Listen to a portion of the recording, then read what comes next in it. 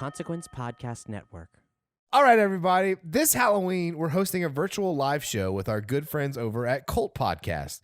We're doing a double feature, and it's part of Panic Fest online Tricks and Treats event. Because of the pandemic, a lot of us aren't able to properly celebrate our favorite time of year. However, now we have an opportunity to have some spooky fun and help us out with some friendly folks in Kansas City. This is more, we're doing a team up as Horror Virgin and Cult Podcast, not romancing the pod, but it's still going to be fun. Yeah, so 25% of each purchase goes to help keep the Screenland Armor, one of our favorite theaters in America, in business. Additionally, we'll be releasing some limited edition merch, and from now until Thursday, October 8th, you can pre-order your own piece of Horror Virgin and Cult Podcast history. Tickets are on sale now for $20, and our shirts are available for $25. However, we're offering a bundle for $40 where you get both. It's going to be so much fun, and we can't wait to see you all there. More information is available at cultpodcastshow.com. Remember that these shirts are super limited edition and are only available for pre-order until October 8th. See you all soon. Ookie spooky. Ookie spooky. This episode brought to you by the following patrons: Matthew R., Andy, Sasha, Dave, Brandon, Tristam, Kate, Isaac, Karoon, Ryan, Eddie, Nick B, and Chris. And Chris and all the patrons just want everyone to know that you are loved, you are listened to, and you are a valued member of this awesome Horror Virgin family. And if you want to hear the continued saga of the Patreonicals and the other shout-outs, stick around for the end of the episode, because they get bonkers. Hey, Paige. Yeah. This is 2 cans in a string. Okay. All right, so I want you to put your ear on it. Hey, do you have a can for me? Fuck you, Todd. No. I can hear it. Is that the theme music? Yes! Mikey, did you finally like that someone got to try and punch a kid in this one?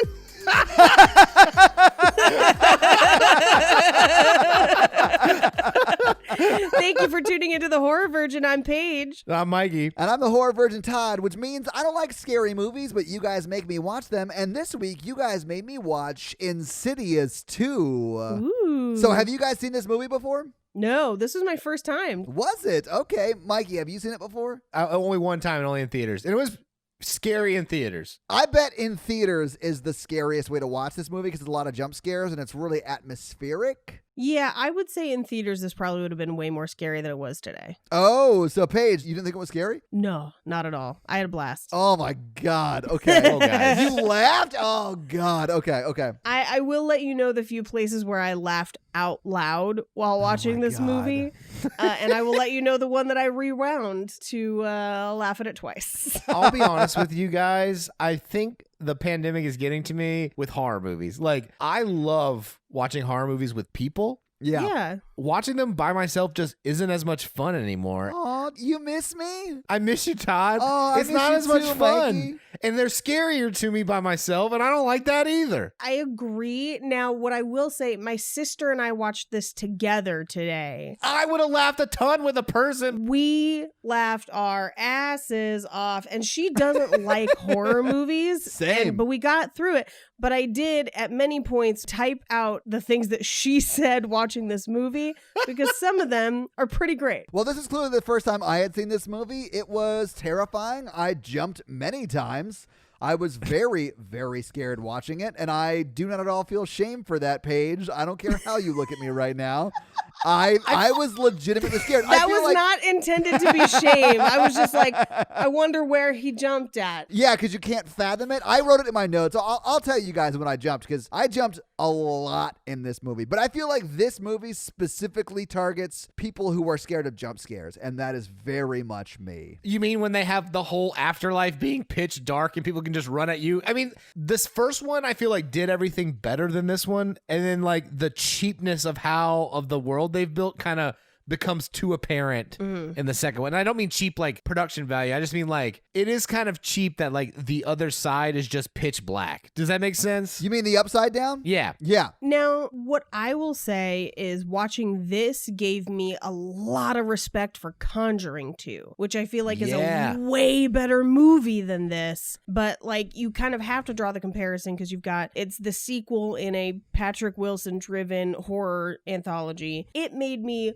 majorly respect Conjuring 2, where I was like, Yeah. man, I actually liked Conjuring 2, I think. Now I'm coming back around to it. I liked Conjuring 2. I thought it was a good movie. I mean, I don't know. I hated this movie, but I can see it's a decent movie. Insidious 1 ends with like Patrick Wilson being possessed by the old woman in the first one. Yes. Which Yes. I thought was just like what's it called at the end of horror movies where they do that thing? A stinger. A stinger. This movie is a whole movie based off a premise of a stinger, and I think that's why it's not good.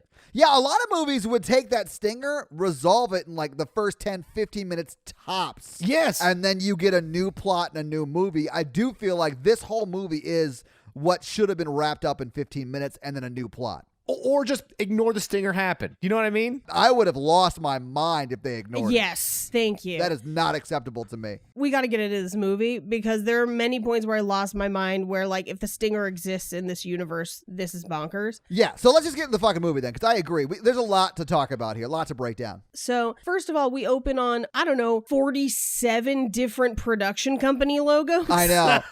And I'll say this, Blumhouse was creepy AF. Oh, yeah, their logo is creepy. Their logo is scarier than the rest of this movie. Disagree, but it's not just their logo. It's like a whole bumper. Like, it's really creepy Yeah. stuff. Yeah. And these credits are fucking forever long. Like, before we even Yes. have started the movie, I was just like, damn, this is a lot. This is a lot. Yeah. Okay, so we've got all the production companies, of which Right. there are like 489. And then we've got a short amount of credits that kind of play as we see Elise walking up to that house in Yeah. 1986. Yes. She's got a paranormal investigator with her, but again, this is back in the 80s, so it's not the ones that we've kind of encountered in the past. Right. That turns out to be Carl. We eventually learn that Right. person's name. Yeah. Well, he wasn't in the first one, though. I don't think he was. Yeah. They manage to bring her back in a way that makes a lot of sense, but they wait so long to do it that we really don't get the benefit of her being back and being around until much later.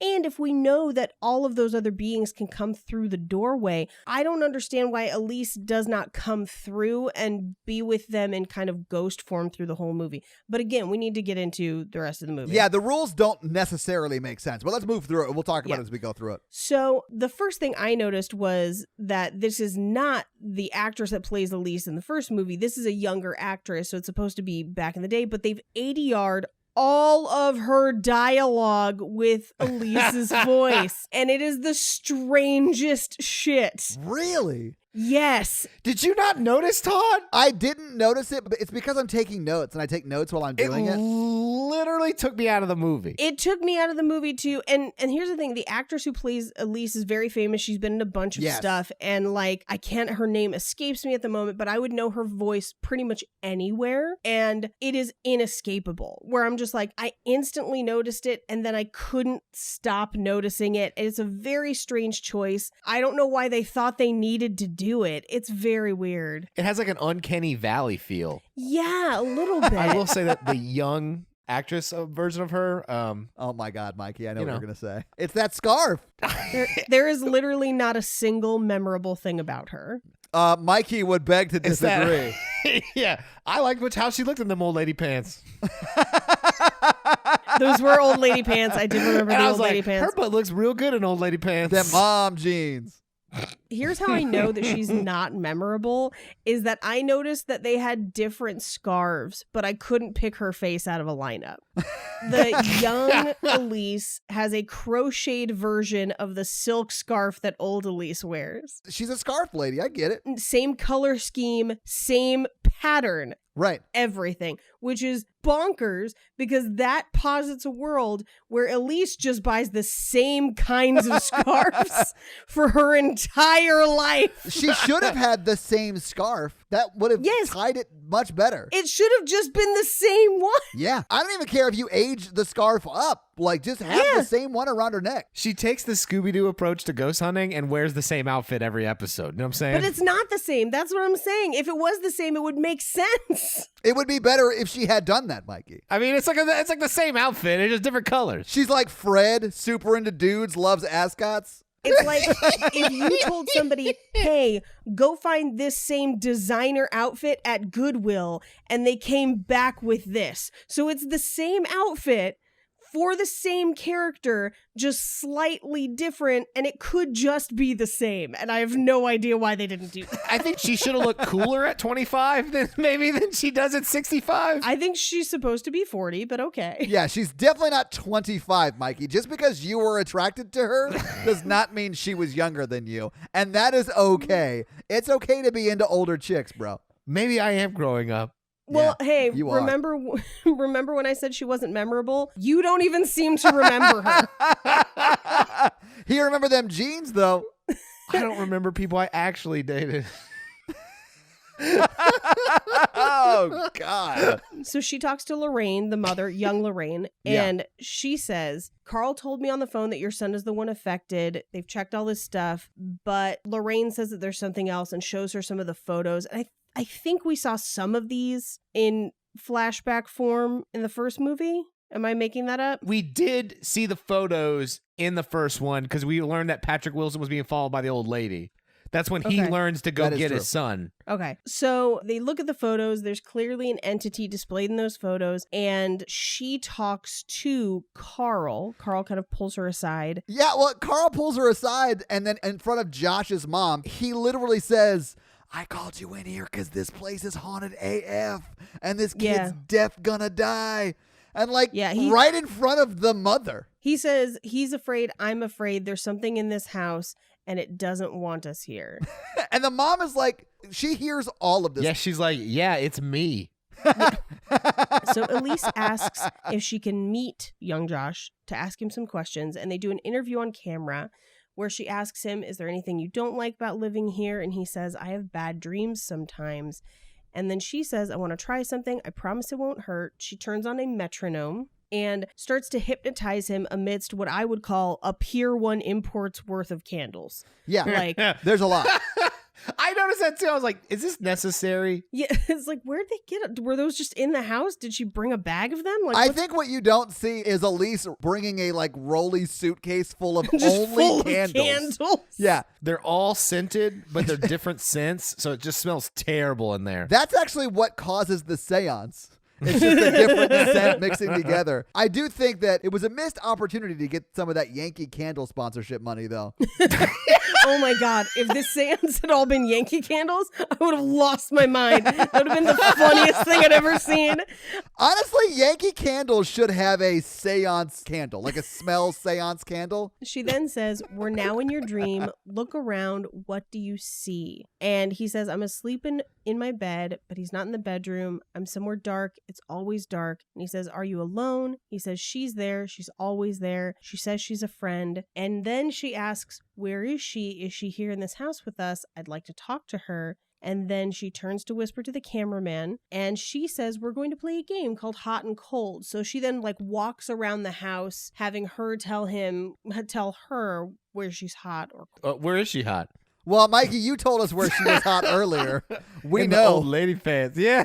I will say, and I know this is really dumb, but she walks through the kitchen and that kitchen has the best farmhouse sink I've ever seen. I would is it in your, that sink is beautiful. I know. The only reason I noticed that is because I'm building a house right now that's going to have a farmhouse sink. And I was like, ooh, Yes. that's a nice farmhouse sink right there. I was like, ooh, is that like an inlet? Oh my God. I did think it was insane that young Patrick Wilson has no context for what room she's actually in, but he is still expected to be able to tell her it's hot or it's cold or it's yes or it's no or it's in and it's out or it's up and it's down, it's black or it's white, it's wrong or it's right. Nobody? These are Katy Perry lyrics, but never mind. Oh, I'm sorry. I'm not a 15-year-old girl. Yeah. Wow, okay. You know what? It was a big song when it came out. Other people will get my humor, you sons of bitches. Oh, Paige, I'm so glad you're on this podcast. Oh, man. She walks through the house. She walks upstairs. That's where you get the shot of her butt in those chinos. Mikey. For the record, I didn't even notice it. I think I have a really special interest in young women with old lady voices. So, ladies, when you're trying to hit on Mikey, just walk up and be like, "So, you want to see me in some chinos?" Oh. Mikey. Ugh. Ooh, La Du Declare. Oh, no. No. If you become a Ouija board general when you're When you're horny, I'm out. I am out, Mikey. I will say the reason I noticed it is because I was like, damn, I need pants like that. Well, I'm glad we're on the same page. I don't remember her face or anything else about her, but man, that butt. So she goes upstairs into the bedroom and the lights are turning on by themselves. Yeah. He says colder. She looks under the bed, nothing. And then the closet door opens on its own and he says warmer. Very hot. And then he says, please get out of there. And she reaches into the closet and gets scratched by something that we do not see. That scared the shit out of me. This part was pretty scary. It was really scary. Like from the moment she looked under the bed and nothing was there, which I was not expecting anything to be there because that's like the misdirection. And I knew that was coming. But the whole like tension building up until the scratch on her arm or whatever she got cut with, because we don't actually see it, that was really effectively scary for me. She was just doing a seance to get the ghost out of the closet. You got to come out of the closet. Hey, that ghost will come out in its own time. Yeah. You do not dictate when the ghost comes out, Mikey. Who are you, Reese Witherspoon? Oh my God. I did not foresee the amount of like crossover jokes that there would be between our two podcasts. Yes. So she runs downstairs and she says, I saw what it was and it's not a friend. It wants to be him. I think he has a unique ability to astral project and the dead have seen him too. She legit says to Lorraine, the mom, your son has a gift, and then explains how it is the worst gift in the world. When he sleeps, he can go to places and see things that no one should see. Like, that is not a gift. Also, this is a wild conclusion to come to by being scratched in a closet. I would also say this was covered in the first movie with his kid. Yeah. Because his kid has the same gift. This is not the first time as the audience we're hearing this if you've seen the first one. But Mikey, Lorraine should have been like, oh, did you meet the cat? Sprinkles. Don't go in that closet. That's where we store our razor blades. That's where we store our razor blade. So Elise says, I can take away his gift or suppress his memory of his ability. And they say, how can we do that? And as they do that, Josh, young Patrick Wilson, just says, I'll show you, and points to a door that then opens on its own. Yeah, dude, this was super creepy. But that's the moment I was like, oh shit, this is young Patrick Wilson. Because I remember from the first movie that he forgot everything, from when he was a kid. Right. And then they sort of brought that back so that he could help save the day at the end of that movie because whatever. But I thought that was a cool thing to like open up on. Yeah, also because it had his last name in the first, Chiron, like the title card thing on the beginning of this scene. Yeah, no, I knew he was going to be in this movie. I didn't realize that kid was Patrick Wilson. No, I mean, this scene started with The Lambert Residence, 1986. Oh, but you're assuming I'm going to remember character names from a movie we saw a year and a half ago, and that's just simply not true. Sure. I mean, I'm going to call him Patrick Wilson this whole time. So listen, I called him Patrick Wilson, or P. Wills the entire time. P. Wills? Yeah.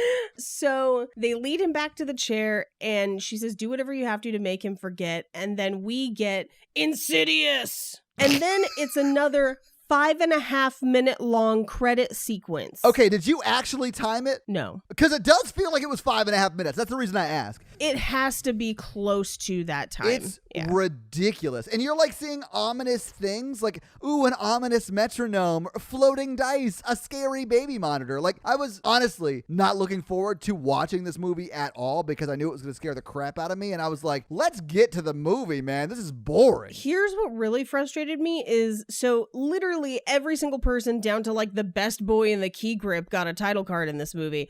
And then they all flash with like a photo of something that is significant later in the movie. So now, like, having seen the movie, I'm like, this gave away half the movie. This is like that tapestry in Midsommar. It's like every opening credit scene to James Bond where they show you the movie they're about to show you in the credits. Yeah, pretty much.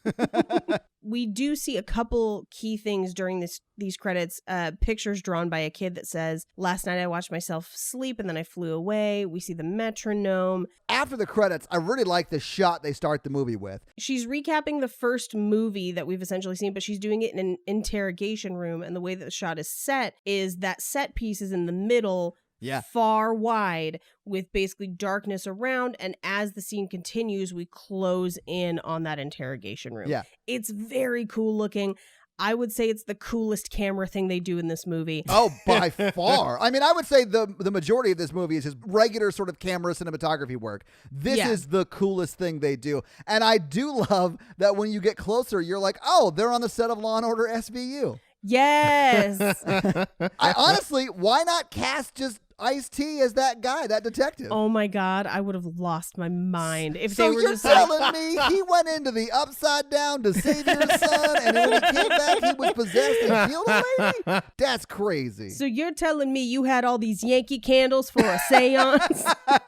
That's in the past. He literally does recap. He's like, so you're saying that your son was possessed, so your husband got possessed to go back in time. Like, it's pretty amazing. He's like, and you really believe that? She's like, well, yeah, he did wake up. And the guy's like, uh-huh. So we cut back to a flashback that is essentially what has happened between the last movie and now. She looks at the camera, sees that there's the old woman in the camera, and Patrick Wilson is right behind her, but instantly panicking about Elise.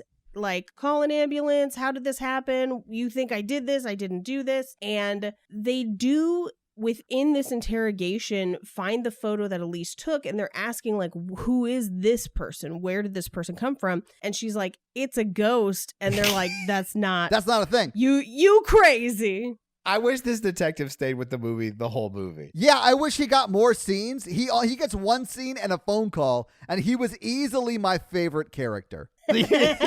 Yes. My favorite is that he literally is like, so you're saying this is a photo of a ghost? He interrogates her like he's like, should we check her in? Because... But yes, he should check her in. Because she is saying things that are insane. I sort of like this movie, but don't like how immediately after the scene, Patrick Wilson is not under arrest. Right? Yes! He gets to just come home, and he's not, like, on trial for actual murder. Yeah. The detective goes, we're waiting for the forensics to come back, but if they match your husband, we're arresting him immediately. And I was like, are they not going to detain him until the forensics come back? Right? My absolute favorite thing about this kind of flashback and this whole interrogation scene is when they start the flashback, they cut immediately, like they jump cut to a picture of Elise dead, and it's one of the funniest things I've seen in a long time. Yeah, like mouth agape. Yes. Yeah. where I was like, is this a zombie movie? Because this is hilarious.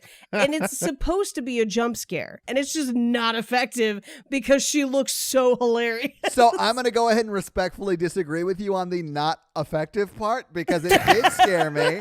But it's mainly the music, like the startling music that scares me. It's not the imagery. Because I agree, it is sort of silly to see a dead woman mouth agape, like that. But it still scared me. We cut back to their house where Patrick Wilson is somehow a free man, a.k.a. a white man. He's actually helping her take the kids' stuff upstairs and putting the kids to bed, which, if memory serves, he was kind of a bad dad in the first movie. He loved his kids, but he was like an absent father, if that makes sense. Yeah. He was a bad dad. So he starts taking the kids' stuff upstairs, and then the baby walks into the piano like an idiot. Stupid baby. I think what we're meant to believe is that the baby's toy is alive and ran the baby into the piano. Right. I didn't get that at all. I just felt like the kid just accidentally ran into the piano. I mean, kids do that. Kids be dumb sometimes. I love that to get that shot, they had a little baby walker thing that was like an RC car, and they drove a baby into a piano. There's a guy whose job that day was to cause a piano baby walker accident on set. And that to me is hilarious. My dream job. My favorite thing is like the sound cues in this movie. Whoever Foleyed this movie is my hero. Because the Foley is so bad it's good. And when this baby walks into this piano, you hear kind of like a like as if they ran into the keys. But they just ran into the side of the piano, which would just be like a bonk. It would be like you just hit a table, like you ran into the coffee table or something. Yeah. Yes. It reminded me of one of my favorite movie deaths of all time that you guys covered on Cabin Fever, where the guy gets hit with a guitar and then swallows a harmonica, and it keeps making harmonica sounds as he chokes on it. Yeah. It's one of my faves. So he puts the two boys, Dalton and I believe Foster is the other boy's name, Foster, to bed. bed and he's kind of tucking them in. He's talking about how the house has been in his family for a long time and he gets to stay in Daddy's old room. And then he pauses on Dalton and he just says, I'm just glad you're awake. So he leaves. But this is the worst idea ever. And I understand that the cops have to search his place because... Yeah, because he's wanted for murder. Yeah, he legit committed a murder. Yeah, it's not just search. There's a body in his place. Yeah. I mean, he should be in jail, but because he's white, he's not. So, like, he has to find somewhere else to stay with his family, right?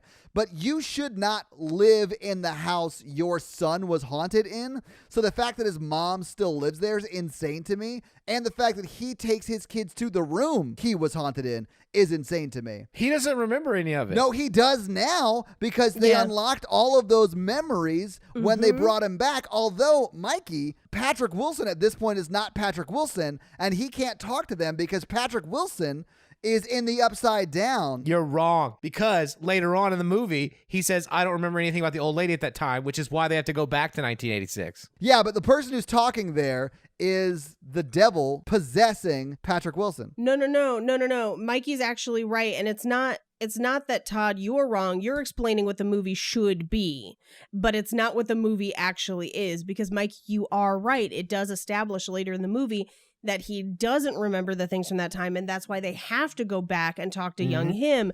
But if we're playing by the rules of the movie established in Insidious 1, then yes, when they brought back his gift, he should then remember all of the things that happened. Yes. So he should. And what we don't know yet in this movie is that this is not actual Patrick Wilson. This is an imposter. How dare they? Watrick Pilson. I like Watrick just as a name for this person. but let's, for argument's sake, say it was Patrick Wilson. Then, Todd, as far as the rules of the movie go, yes, you should be right. But as far as what happens in this film, Mikey is right. I'm so confused. Okay, so let me just ask these questions then, because I completely missed the whole movie then. Okay, so Patrick Wilson in present day timeline. Yes. Post Insidious 1 is Watrick Wilson. It is not actually Patrick Wilson. Correct. So that entity that is possessing Patrick Wilson's body, we will call Watrick. That person does not remember Patrick Wilson's memories. That's correct. Patrick Wilson in the Upside Down also says he does not remember his memories from the Right. lady. No. I get that, Mikey. I'm just trying to establish that person does not. Yes. Right. No one exactly. does. So that could have been a different room that he grew up in that he wouldn't know. Yeah. The grandma comes in and she's like, this was our room. We moved after the haunting. Yeah. This was the study. And here's the thing. They established that because he doesn't remember the song. Yeah. But what Mikey is getting at is, in the rules of Insidious 1, Patrick Wilson in The Further should remember the old woman and things like that. But he says in this film, that one in The Further says, I do not remember. And that's why good Patrick Wilson has to go back in time with Elise, or at least back through The Further, which I have questions about if The Further allows you to just fucking time travel whenever the fuck you want. Yeah, that whole thing was kind of out of left blue. Left blue? What the But fuck? so that Patrick Wilson doesn't remember but should, because he's regained his gifts. That really bothers me. It should. It's a huge story error. Yes. Yeah. There's a lot of story problems in this movie. I feel like they only did that so they could do the scene at the very beginning of the movie where young Josh stands up and walks to the closet, or walks into the hallway and points at the door and it opens, and then they could retcon that in for the end of the movie where you see that happening. But let's just continue moving forward now that we have some of these questions answered, and sort of answer them as we get to them. Yes. So he leaves the room and Dalton and Foster are talking, and Foster made like a tin can telephone. I hated this so much because if you are within speaking distance to somebody, you're not going to make an apparatus that makes that more difficult to then talk. I mean, I feel like that's something people have made in school, and it's kind of fun because you hear it within the can, and that's kind of cool. Yeah. I do think this is essentially Chekhov's tin can phone. Yeah, because I'll agree with that. The second they introduce it, I'm like, a ghost is going to talk through that later. He actually tells Foster that he thinks it's stupid, but they start to kind of play with it. Can you imagine if your brother was in a coma for like a year and then wakes up and you're like, look what I made? He's like, that's fucking dumb. And what do you know? You've been asleep, fool. Yeah. Quit sleeping on my inventions, literally. Yeah. So he tells him that he thinks it's stupid, and then Patrick Wilson comes in with all of his like hot dad energy, and is like, Get "Hey that kids, BDE. Big dad energy. Big dad energy with all of his Henleys. Oof. I have to Google what a Henley is now. You're a dude. It's a dude shirt. Yeah, I'm surprised you haven't. One of your layers isn't a Henley right now. Are you not? Are Henleys not acceptable in your 7-layer burritos of clothing? So he goes to bed, a place that we all wish we could be with him. So Yeah, with Patrick Wilson. Yeah. And honestly, even Watrick Wilson, because you know that demon knows some tricks. I am, and I'll introduce it now. I polled my sister repeatedly through the film as he got worse and worse to see if she would still hit it. And so I have entries each time. Well, he hasn't gone full gaslighting dad yet. That happens soon, though. So I'd imagine at some point in that transformation, she was out. You'd be surprised. Is Rose Byrne in this series of scenes? She's in the next scene. So Rose Byrne is in the next scene.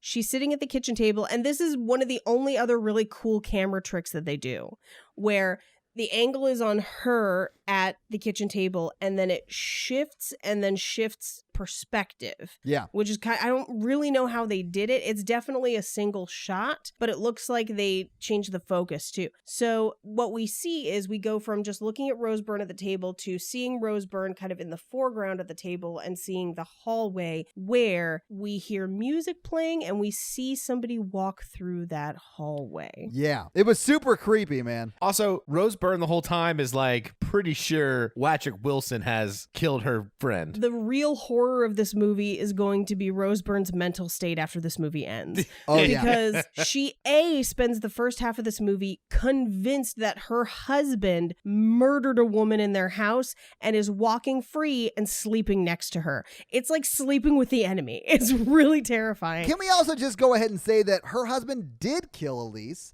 but he was possessed, right? Which, if you believe in that thing or not, that very much changes how you feel sleeping next to that person, right? The second half of this movie is, husband or not, demons are trying to killed that lady and are trying to kill me. At no point does she have like a respite in this movie. Yeah. And then everyone tells her she's crazy. Yeah, she gets gaslit the entire movie. I feel bad for her a lot. This is her Rosemary's Baby. So she calls out for Patrick Wilson's mom. No answer. She walks into the room with the piano, or walks towards it. The doors are ajar, so she walks past the piano, doesn't notice that the piano is playing on its own, and she turns off the radio. When she walks down the hallway, it's coming from the piano. When she walks in the room, it's coming from the radio. That's why she turns the radio off. Which doesn't make sense, because was Ghost Patrick Wilson being like, oh shit, I better turn the radio on? Well, okay, so here's the thing. So she walks into the room and the angle of the camera faces the piano, which she cannot see yet, and the piano is playing by itself when she's in the room. Oh, okay. Oh. I did not see it playing. It was playing, and I don't know if the radio is also playing, because she does switch it off, which means it was on. Well, and the music stops when she does that. Yeah, exactly. But here's the thing. We establish later on that this is good Patrick Wilson playing the song she wrote for him. Why would he stop? He's trying to get her attention. Yeah. I hated that too. Once we found out it was him, I was like, oh, well, then that made the scene that scared me earlier both not scary and dumb. Well, he can only perform for a couple of minutes. I mean, I'll take it. Oh, Paige. Yes. She switches the radio off. Then she goes upstairs to check the baby monitor, because we established that she heard ghosts on the baby monitor in the first movie. She checks the baby monitor and hears what is undisputably the piano. And so she goes back down to that room where that creepy murderous baby toy turns on its own. Yeah. And wakes up the baby, where she hears the crying on the monitor. She runs upstairs and the baby is missing, except that it's not. It's just on the floor. Which was still scary. It was sort of scary, yeah, but it was just legit on the floor. Yeah, she goes to Patrick Wilson. He's like, oh, you've never seen a baby crawl out of a crib before? And I was like, Jesus. Yeah, this is where the gaslighting starts. Yeah. I literally wrote, first off, get your family, burn the house down immediately. And then when he starts gaslighting her, I was like, oh, it's time for a divorce. And she says to him, it's still happening. And he denies it. And what we established later is he knew the whole time because he was doing it. Well, yeah, but she's not talking to her husband there. She's talking to Watrick Wilson. No, Yeah. I know. That's what I mean. Like, Watrick Wilson knows it's going on, but he's going to fully gaslight her, where he just says, I just want it to move on. And then he changes the subject and is like, you think I killed her, right? you think I killed her, and I didn't because I know what happened. Something evil followed me and killed her. You saw it. Yeah. Which is like classic misdirection and then painting a narrative because she saw the photo, but that doesn't mean that she didn't see him kill her. Like he's filling in gaps for her with his own narrative. What he's doing there is trying to establish an alibi that he does not have. Yes. And he says, we have our family back and our son. Isn't that what we should be focusing on? I wrote that line down too because I was like, oh, this dude is a dick. Yeah. Yeah, because last night a person was murdered in your living room. By you. Well, take that out of it. It's still something that you can't just forget the next night. Yeah, I agree. I mean, like, she is understandably upset. So we cut to Tucker and Speck showing up to Elise's house. They're clearly sad about Elise. The reading room door creaks open on its own, and they're like, she never left that unlocked. So they play Hunter Ninja Bear to see who's going to go in there first, which doesn't exist, right? It's like a rock, paper, scissors? Yeah, I think so. So what beats what? Like, I really needed to know that. Hunter beats Bear. Ninja beats Hunter. Hunter beats Ninja. Bear eats Ninja? Bear eats Ninja. Ridiculous. All of this. Yeah, all I have written next is Biggin has to go downstairs. But yeah, Tucker has to go down first. We go downstairs and it's just a seance room full of spooky shit. Stuff that you like just shouldn't have in your house. Yeah. He turns on the TV and then turns it off. He opens a giant book. They find a private room full of VHS tapes and VCRs, which like... It's, you know what that is. But also the porn room. It's her reading room. It's her reading room. They find Josh's tape. They watch it. They criticize the camera work on it, which like... Okay, as a cinematographer myself, that is something that you would do.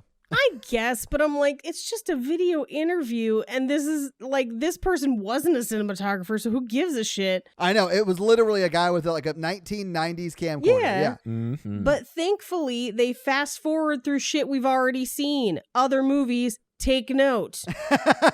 I feel like you're specifically talking to one Spanish movie. I feel like I would be mad at other movies that did it too. This is a personal attack on the Patreonicals.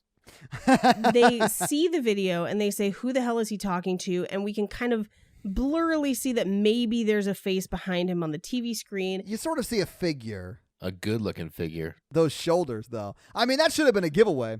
I mean, you can't see them. I mean, if I could have seen them, I would have solved this movie immediately. You'd been like, oh, that's some BDE right there. Yeah. So Lorraine wanders around what is like the spookiest house ever. Like if I lived in this house, I would never wander around it at night. You're just asking to see stuff. I don't even wander around my condo with the lights off at night. I'm like, turn all the lights on. So she walks into the boys' room. She checks on Dalton, and Dalton says in his sleep, I went to sleep and then I flew away. And then she says, please don't leave us again. And then he says, Grandma, there's someone standing behind you. Oh and she God. turns and there's no one. It scared the hell out of me, though. It was very creepy. Yeah. This scared my sister too. Lorraine walks back out into the hallway downstairs where she enters a room that's like bathed in red light. And I think it's from that one window that has just like a red square in it for some reason. That's what you want in a house. Yeah, clearly. And at this point, as she's going down the stairs, they do kind of like a quick jump scare where it turns out to just be coats instead of a person. Yeah. And my sister just screamed, ghost coats! The coats of a ghost! Pretty great. Then she runs into the evil toddler toy, which, like, let's have a movie about that thing, just like a sentient walker. So she sees someone walking through the hallway, and we see that it's a woman in white. She calls out for Rose Byrne's character, Renee, but it is not Renee. No, it is not. She turns on the lights, and she's looking in the mirror. The curtains are moving behind her. And then kind of through the door of the bathroom, we see that there is a white, creepy lady in the hallway. And I have to take some issue here because this is the same problem I had with The Conjuring, where the face paint ruins it for me, where this person is not scary at all. Even my sister and I were like, she looks like she's there to be part of a dinner theater mystery production. Like, she's just an actor trying to get by. So she shuts the door, she opens it again, and it's Patrick Wilson instead of the creepy lady. And Yes. like, hooray. You're like, thank God.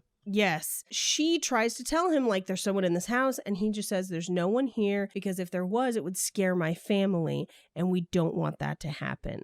So he's gaslighting her, too. I was so mad at that. Because at this point, I thought that was Patrick Wilson. I was like, this dude definitely murdered Elise. He knows he's got like a few days before he gets arrested. He's just like the worst person ever. Did you also notice that, so his mom's name is Lorraine, kind of like Lorraine? Yes, I did. Yeah.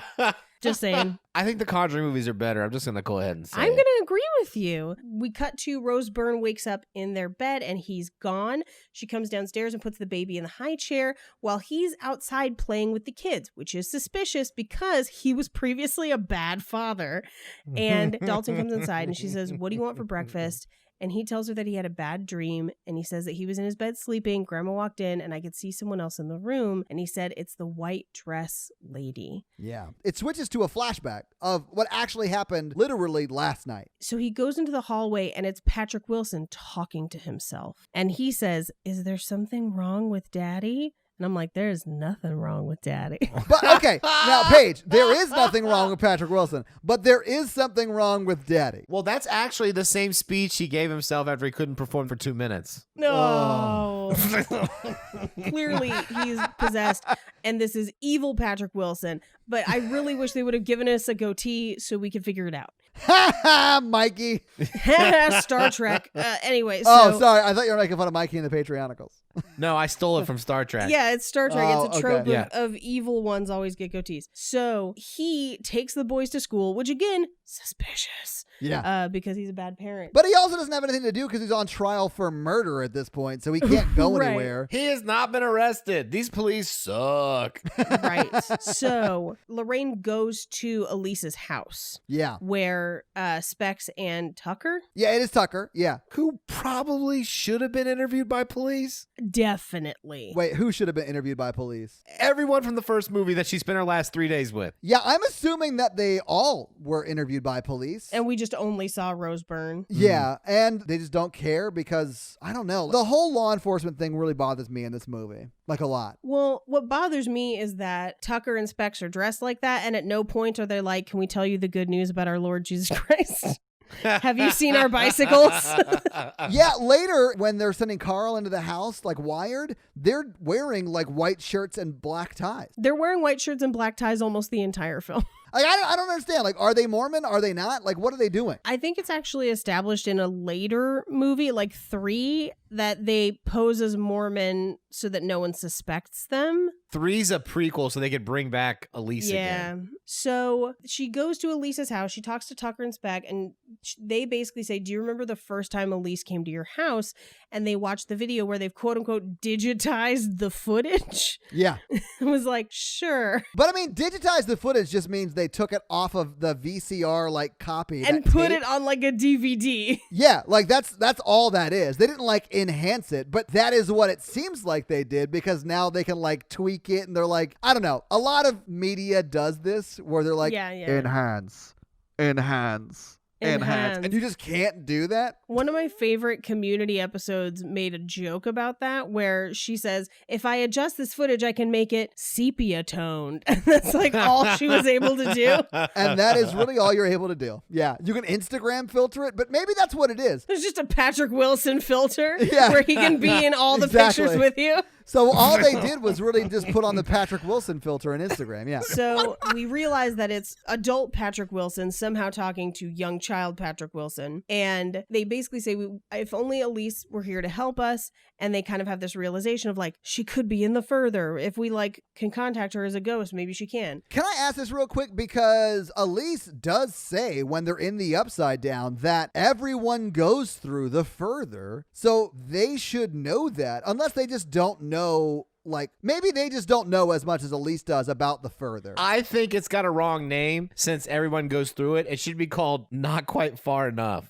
We cut to Rose Byrne in what is the creepiest laundry room ever. Yes. And the phone rings, and it's the detective with the forensics results, and he tells her that the bruises don't match her husband's hand, which is not a thing. No, it's You not. cannot match bruises to hands. I hated this so much because I, at this point, was thinking, what's going on with the legal status of the murder that just happened? And they, in one phone call, said, hey, don't worry about that. That's not the movie we wanted to write.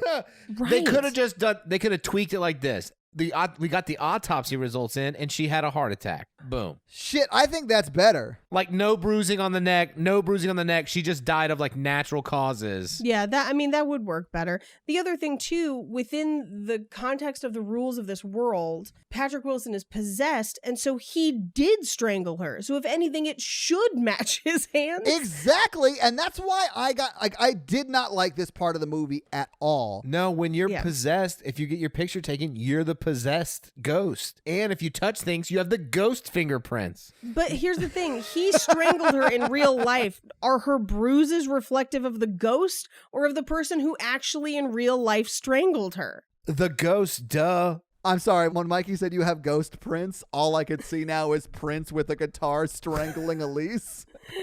Cleanse your depressed self in the waters of Lake Minnetonka. But he's over there singing, Little Dead Elise. These are Prince songs, Mikey. Yes. I'm not good with music jokes. Oh, Prince is amazing. We know. So as she hangs up the phone, that kid's toy is rolling around the damn house like an evil Roomba. It is an evil Roomba. It is an evil Roomba. It keeps knocking into shit. She goes into the living room and she hears someone singing, row, row, row your boat gently down the stream. This part was scary. I hated this so much, guys. She walks through and the kind of ghost walks through from one room to the other and Roseburn follows her, but she disappears. Then we hear the merrily, merrily, merrily, merrily on the baby monitor. Yes. Yeah. This was terrifying. This is very effective. This is a great sequence.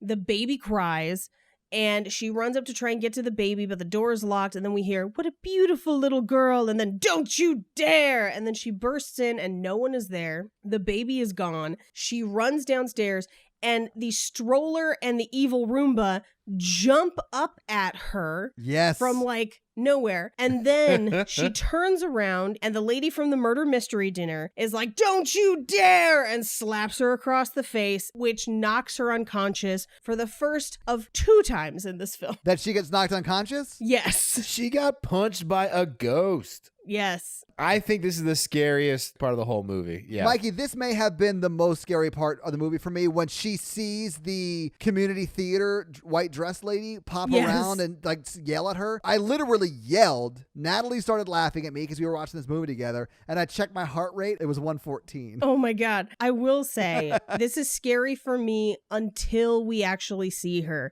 because her makeup is bonkers and takes me out of it completely. Yeah, so it just doesn't take me out of it. I wish it did so much, but it does not. It's so scary to me still. Well, the further is just community theater that you have to perform in for the end of time.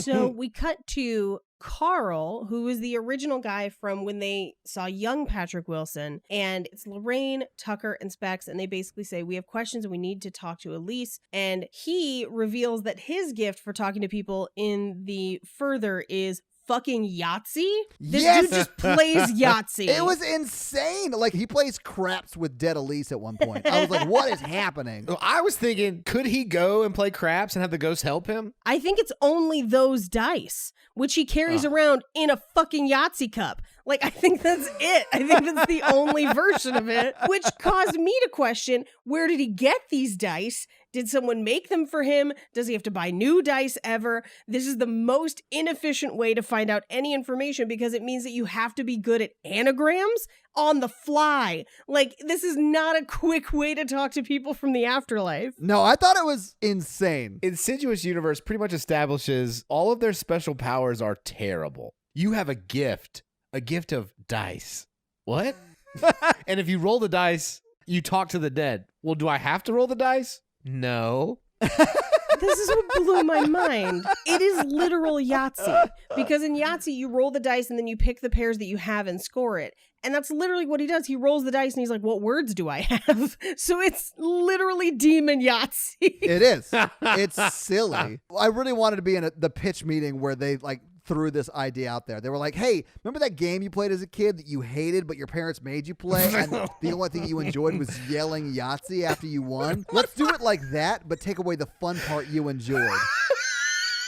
So they talk to Elise. Wait, hold on. I'm picturing the Carl prequel movie where he's a child and rolls Yahtzee and he's like, 6, 6, 6. Oh my God. You have a gift. He's touring with Dio. Like, let me help you write lyrics to this role. I do hate how in this scene he has to tell everyone in the room that rolling dice to talk to the dead is not an exact science. I was like, yeah, no shit, Carl. My favorite is like, he's like burned out and he's like drinking bourbon. He's like, I try to get out, but they keep pulling me back in. Where are my damn dice? If I had to watch a scary movie comedy version of this scene, he would roll it and it would spell out snake eyes.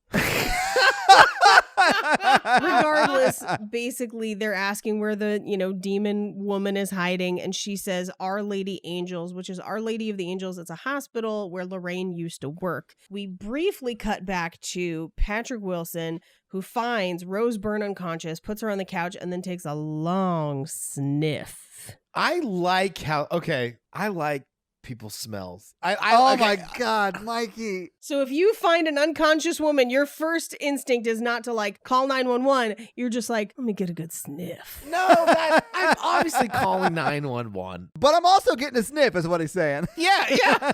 There's no reason you can't multitask, Paige. That's what Mikey's saying. She's there for the sniffing. I like when I date someone and they smell really nice. I like when someone has good smells. Take a shower, ladies. Like a nice little perfumey smell going on. I'm just, whew. What happens when you have a cold? Well, then I break up with them. We cut to Our Lady of Angels, the hospital, and they're walking through what is clearly an abandoned hospital. And my favorite is that Lorraine says, most of my work was in the East Wing. It's all closed now. I'm like, bitch, this whole place is closed. Yeah. You didn't need to tell us. There's also no power. Yeah. Yeah, there's no electricity. This must have been a rural hospital because it's been shut down. Oh. That's not so much a joke as it is a fact that's also real sad.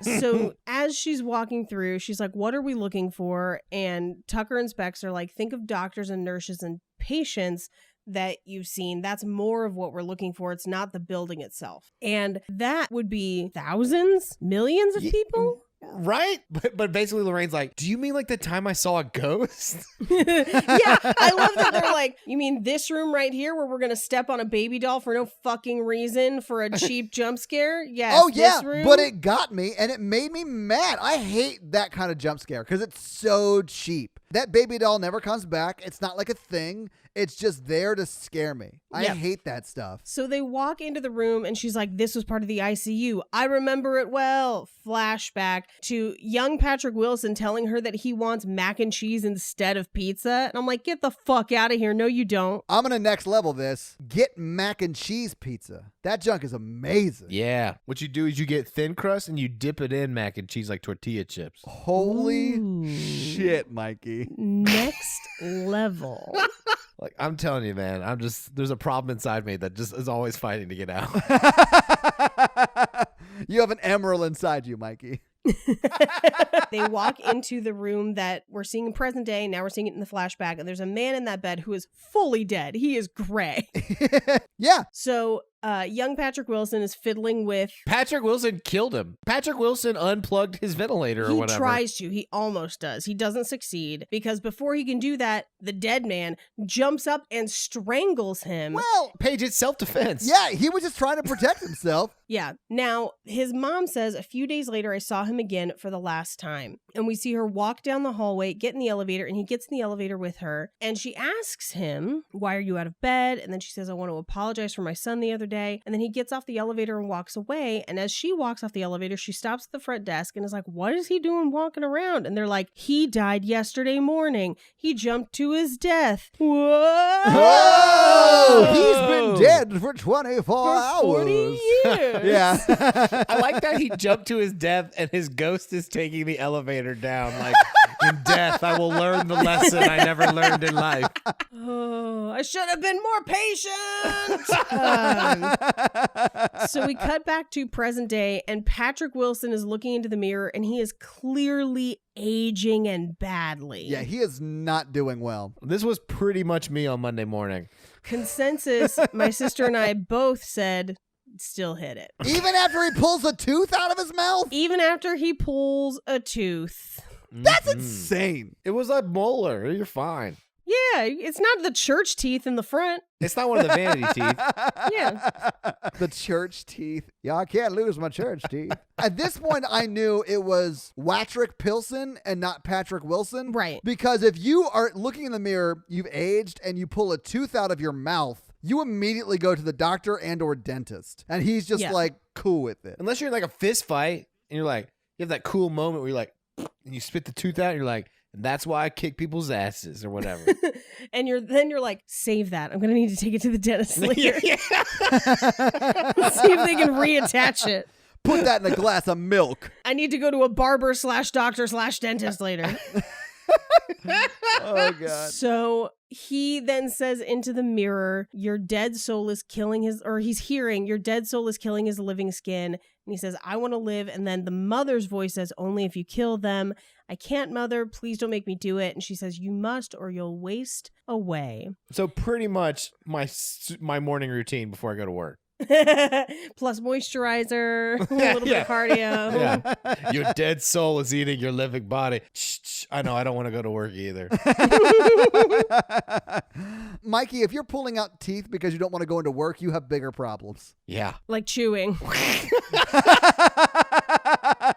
So we cut back to the hospital where they're looking at Parker Crane's file. Parker Crane was the name of the old man who jumped to his death and then remembered to take the elevator in the afterlife. Yes. And they find the address for his home. We cut back to Patrick Wilson's house where Rose Byrne wakes up from being unconscious for an indeterminate amount of time, which, by the way, the longer you're unconscious, the more there's a risk of brain damage. So he definitely should have called 911. Yeah, but they didn't know that back then.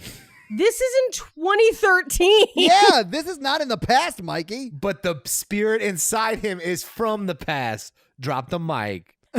Don't drop the mic. Those things are expensive. So she wakes up and the first thing she thinks upon waking up is, where's the baby? Which is like, she's a better parent than Patrick Wilson. But, well, yeah, absolutely. Patrick Wilson is like, she's asleep in her crib. I told you she's fine. And then Rose Byrne is like, someone attacked me. And he says, it's not the house. They will follow us. You have to not be afraid. This is nothing like being dead. I know what that was like. They want what you have, life, but they have no power. So just ignore them. And then he walks downstairs. That's the worst pep talk I've ever heard. Yeah. Plus, they do have power because they beat her up and knocked her unconscious. Yeah, well, first, the night before, he was like, ROUSs? I don't think they exist. Like, he just totally denied what she was experiencing. Yeah. And then she gets hurt.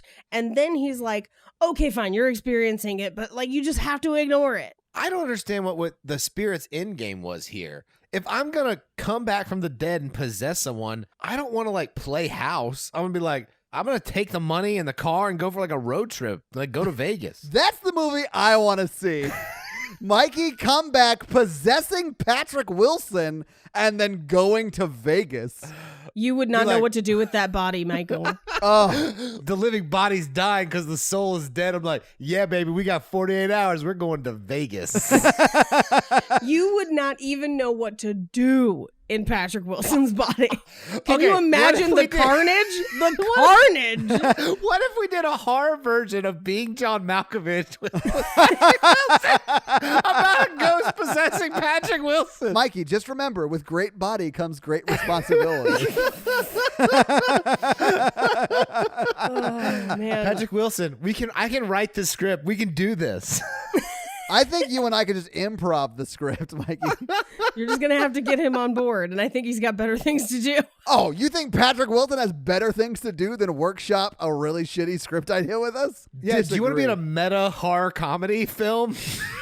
That's a lot like Swiss Army Man. So he walks downstairs into the piano room, which, by the way, 90% of the haunting in this movie is taking place in that closet upstairs and this piano room. Yeah. Nail the door shut. Why is anyone going?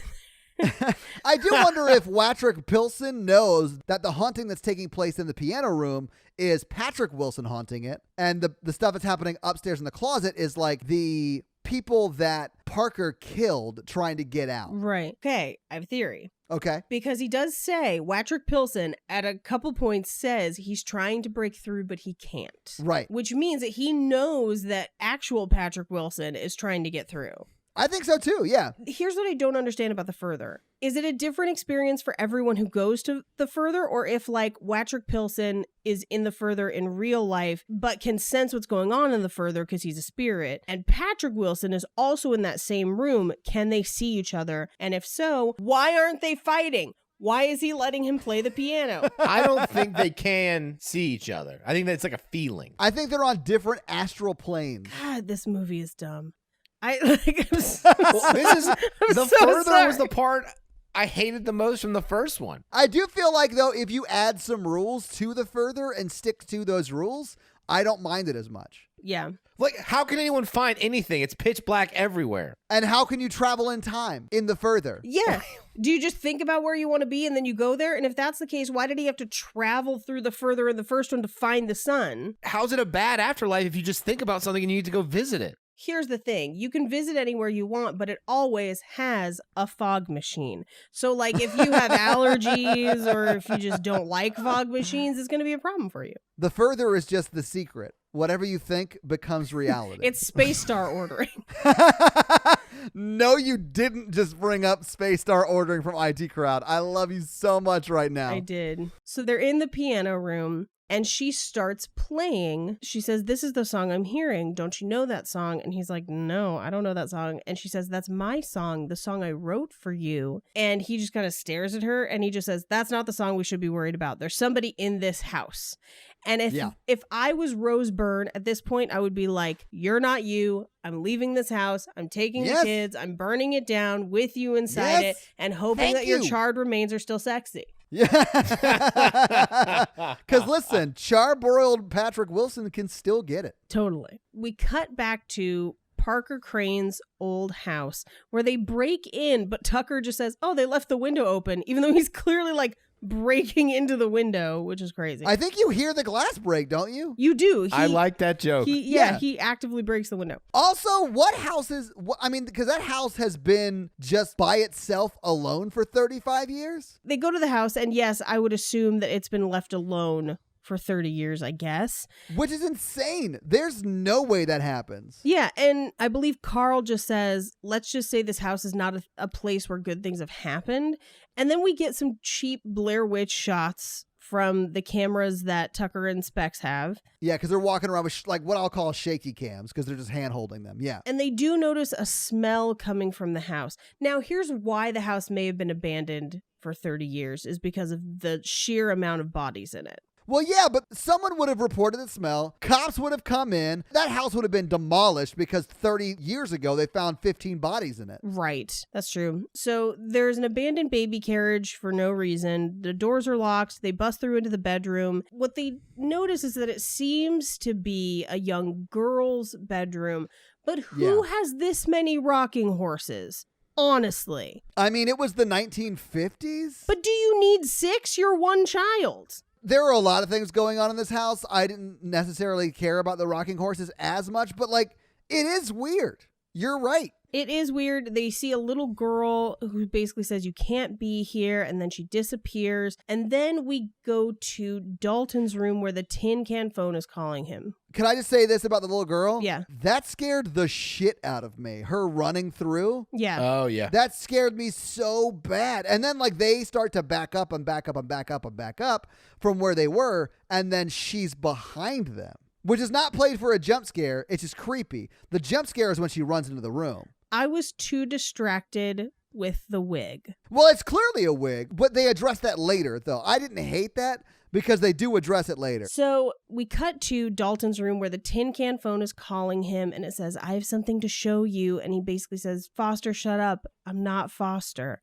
So he follows Yeah. the string. It pulls taut into the closet. He tries to wake up Foster. Foster doesn't wake up. The closet door's open, and I'm like, don't go in there. But Yeah. then a girl runs out.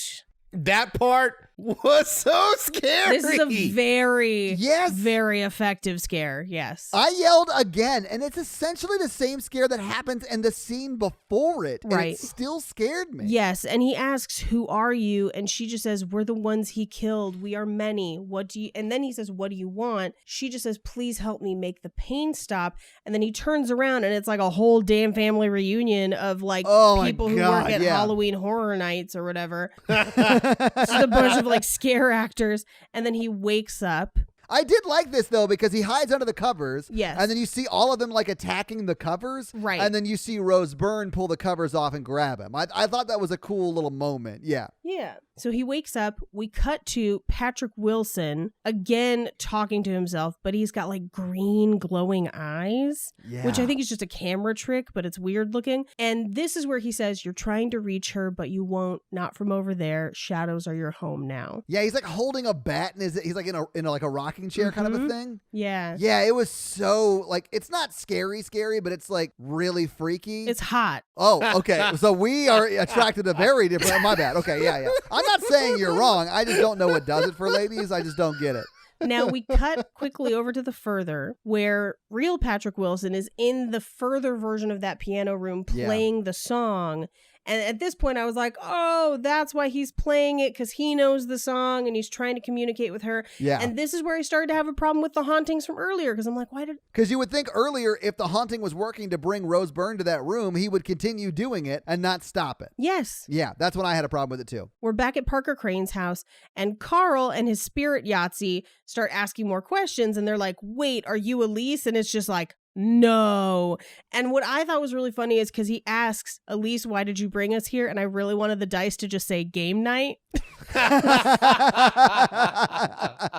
would have been great. I'd have been on board for that. Yep. Then there's an evil chandelier that falls, because I have to assume it was more of a boggle person. Well, no, I mean, okay, so they're asking a bunch of questions of the dice, right? And they Right. find out that it's not Elise. It is the mother of death, which, whatever, Right. okay. I mean, Sure. it actually is a person. I don't understand why she didn't give her actual name. We never learn her name. No, we don't. But she establishes her name as the mother of death, and that's fine. Her last name is Parker. Well, no, Parker's No, her the last first name is Crane. Yeah. Her last name is Crane. Swing and a miss there, Mike. So after she gives her name as the mother of death, they roll again asking, what are we here for? Like, why did you have us come here? And it just says something like death or whatever. It says Yes. death question mark. No, I Yeah. didn't. It didn't say death or whatever. That would have been hilarious. You up? Death? Question mark? Or it's just trash communicating from the beyond, where she's like, sex and death? Question mark. Death and sex? Question mark. She's trying to booty call through the dice. Yeah. This is where Yeah. I possess Patrick Wilson. I'd be like, I've got to get going now.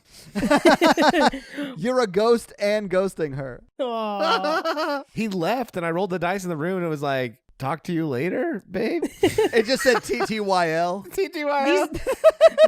These dice just said 8 inches. What are we supposed to do with that? Oh.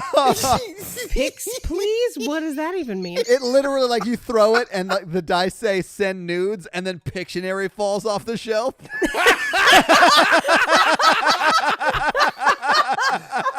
That's what I call spirit photography. Oh my God. And then Twister's on the shelf looking at you like, let's roll. And then freaking Specs is like taking flash photography and he develops it. There's a ghost stick on your shoulder. There's a ghost Coca-Cola bottle next to it for size.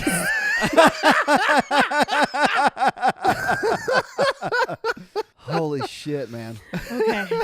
So Holy we shit. hear some noise from the room behind the bookcase, and they start knocking to see if anyone knocks back. Clearly there's something behind there, so they pull the bookcase out, and that's where the smell is coming from. Yeah. And it's like a church full of dead bodies covered in tie-dye sheets. I think it's just decom, but it looks like tie-dye. I think they were like bodily fluids, but These were ghosts, right? No, these were actual bodies, because he pulls the sheet and can smell it. Yeah. those are the murder victims. I thought they found them 30 years ago, like according to the article or whatever. No, the articles No. were just saying that it's the Black Bride who's killing people, but like they never caught the Black Bride. So they find those articles in a mystery trunk, and it basically says that Yes. one of the victims escaped and gave like a description, but they never found these 30 bodies because they only have like 15 murders attached to this Black Bride. Yeah, And this is clearly more people. right. And they never got caught. And so they turn around and see that there's a mannequin wearing a black wedding gown and veil. And we cut to a flashback of Parker doing some very specific drag. He is serving sliced tilapia. I don't know. He is not super fishy. That's all I'm saying. He's not super fishy, but he is camp, and I'm digging it. Oh, yeah. He is definitely a theater queen. He's serving it. He's Yeah. about to serve a knife to that lady and her bodily organs. In this flashback, we find out that allegedly his mother made him do it, ? I get that vibe at this point, but we'll talk about that more when we see more of the mom Right. later. Yeah. Yeah. I do like that Specs pulls up the sheet to look at one of the people under them, and then Tucker's like, don't touch anything, because Yeah. Tucker knows they immediately have to call the police. Right, which they do not. I know, that drove me crazy. The police presence in horror movies is just sad. We need better police in horror movies. Well, these are also the worst police department ever. That's a big ass room to hide in the house. And it smells like dead bodies and has Right. for at least 30 years. That's what I mean. It's not like a secret basement. It's like, hey, this house is a little like further back than the inside suggests. Yeah. Yeah, it's not dug under the house. No. It's Yeah. literally like an add-on that you can't get to from the outside. They're like, from the outside, it doesn't look like a 1-bedroom condo. Now, Rose Byrne's character drives up to the house, and Lorraine, Patrick Wilson's mom, stops her in the driveway and says, I need to talk to you. Where are you and where are the kids? And she reveals that the boys are over at someone else's house and that she has the baby. And she basically says, let's get in the car and go. It's not the house that's haunted, it's Josh. And he, within the house, wakes up. Yeah. And I just have in my notes here that the biggest crime in this movie is them uglying up Patrick Wilson, but I would still hit it. He does look probably the worst I've ever seen him in this movie. Absolutely. So they come up with a plan where they're going to trank him. And they've got a syringe of suspicious green liquid that they're just carrying around loose. So he's walking through the house and he finds a note from his mom that just says, I took Renee, who's Rose Byrne's character, shopping. Yeah. Then we hear a knock at the door and it's Carl. The only way he looks worse than he did in the house is when the sunlight hits him through that door. So Carl comes to the door. Patrick Wilson answers it. He looks terrible. Yeah, he looks pretty bad. But according to my sister, he may look like a bag of bones, but I really only need one. Oh my God. I mean, I get it. So he tells him that he needs closure for Elise, so he lets Carl in. We cut to Lorraine and Renee in the car, and Lorraine is essentially explaining everything that they found, Yeah. where they think that it's a spirit that's killed before and could kill again. And this is where Rose Byrne basically says, last night when I looked into his eyes, I didn't recognize him. And this is when she was talking to him about the song. So they reveal the plan is to sedate him and then go into the further and find the real Josh. We cut back to the house where Carl takes one look at him and says, are you feeling okay? And my sister said, just put some chapstick on him and I'm ready. Carl now asks, do you know what happened to Elise? I won't look at you funny when you say something unusual. Yeah. Because essentially being like, I'm a paranormal investigator as well. And he says, Elise sent me to a place that still haunts my dreams, but I got my son back. And then Carl finds a tooth on the floor. Which I have to assume is the same tooth he pulled out, unless he's just dropping teeth left and right. I think he's just dropping teeth. He then kind of drops his glasses to pick up the tooth. Yeah. He continues asking him questions like, when you were a boy, you said it was an old woman. Did you see her again? And then Patrick Wilson kind of stops him and smiles really creepy and is like, would you like a drink? And he says, water would be nice. And so Patrick Wilson leaves the room and Carl picks up the tooth. And according to my sister, if the tooth fairy found that tooth, that's like a $10 tooth right there. I mean, yeah. It's a big ass tooth. And it's still got blood on it, which I thought was real gross. Right, and the Tooth Fairy gives you bonuses if blood's still on it. I don't think that's the case at all. And I want to point out that I don't think it's unrealistic that Watrick Pilson would walk in on Carl after getting this glass of water, because it takes an appropriate amount of time to get a glass of water. But he takes conservatively 15 seconds to look at the tooth, and then he gets the syringe out and he starts messing with it. Like, that he's taking way too much time to do all of these things. Oh, I'm sorry that a man whose life is based off of reading dice from a Yahtzee cup that talks. Creating anagrams from dice on the fly. Yeah, that's his whole job, is not smart at doing something. Yeah. I loved the way you said that to drive the point home, Mikey. That was great. So Patrick Wilson comes back smiling all creepy, and he's asking questions like, oh, are you playing with your dice? My mother told me that you like to play with dice. And then he kind of realizes like, oh, things are not good. So he says, what's behind your back? And Patrick Wilson just says, why don't you ask your dice, roll them and see? You were very good with them at the house. It'll be fun. Well, they both have something behind their back, because Patrick asks him, what do you have? Yes. You know, what is that for? You know, what are you doing? And that's when he sees that Patrick's arm is behind his back, and that's when they ask.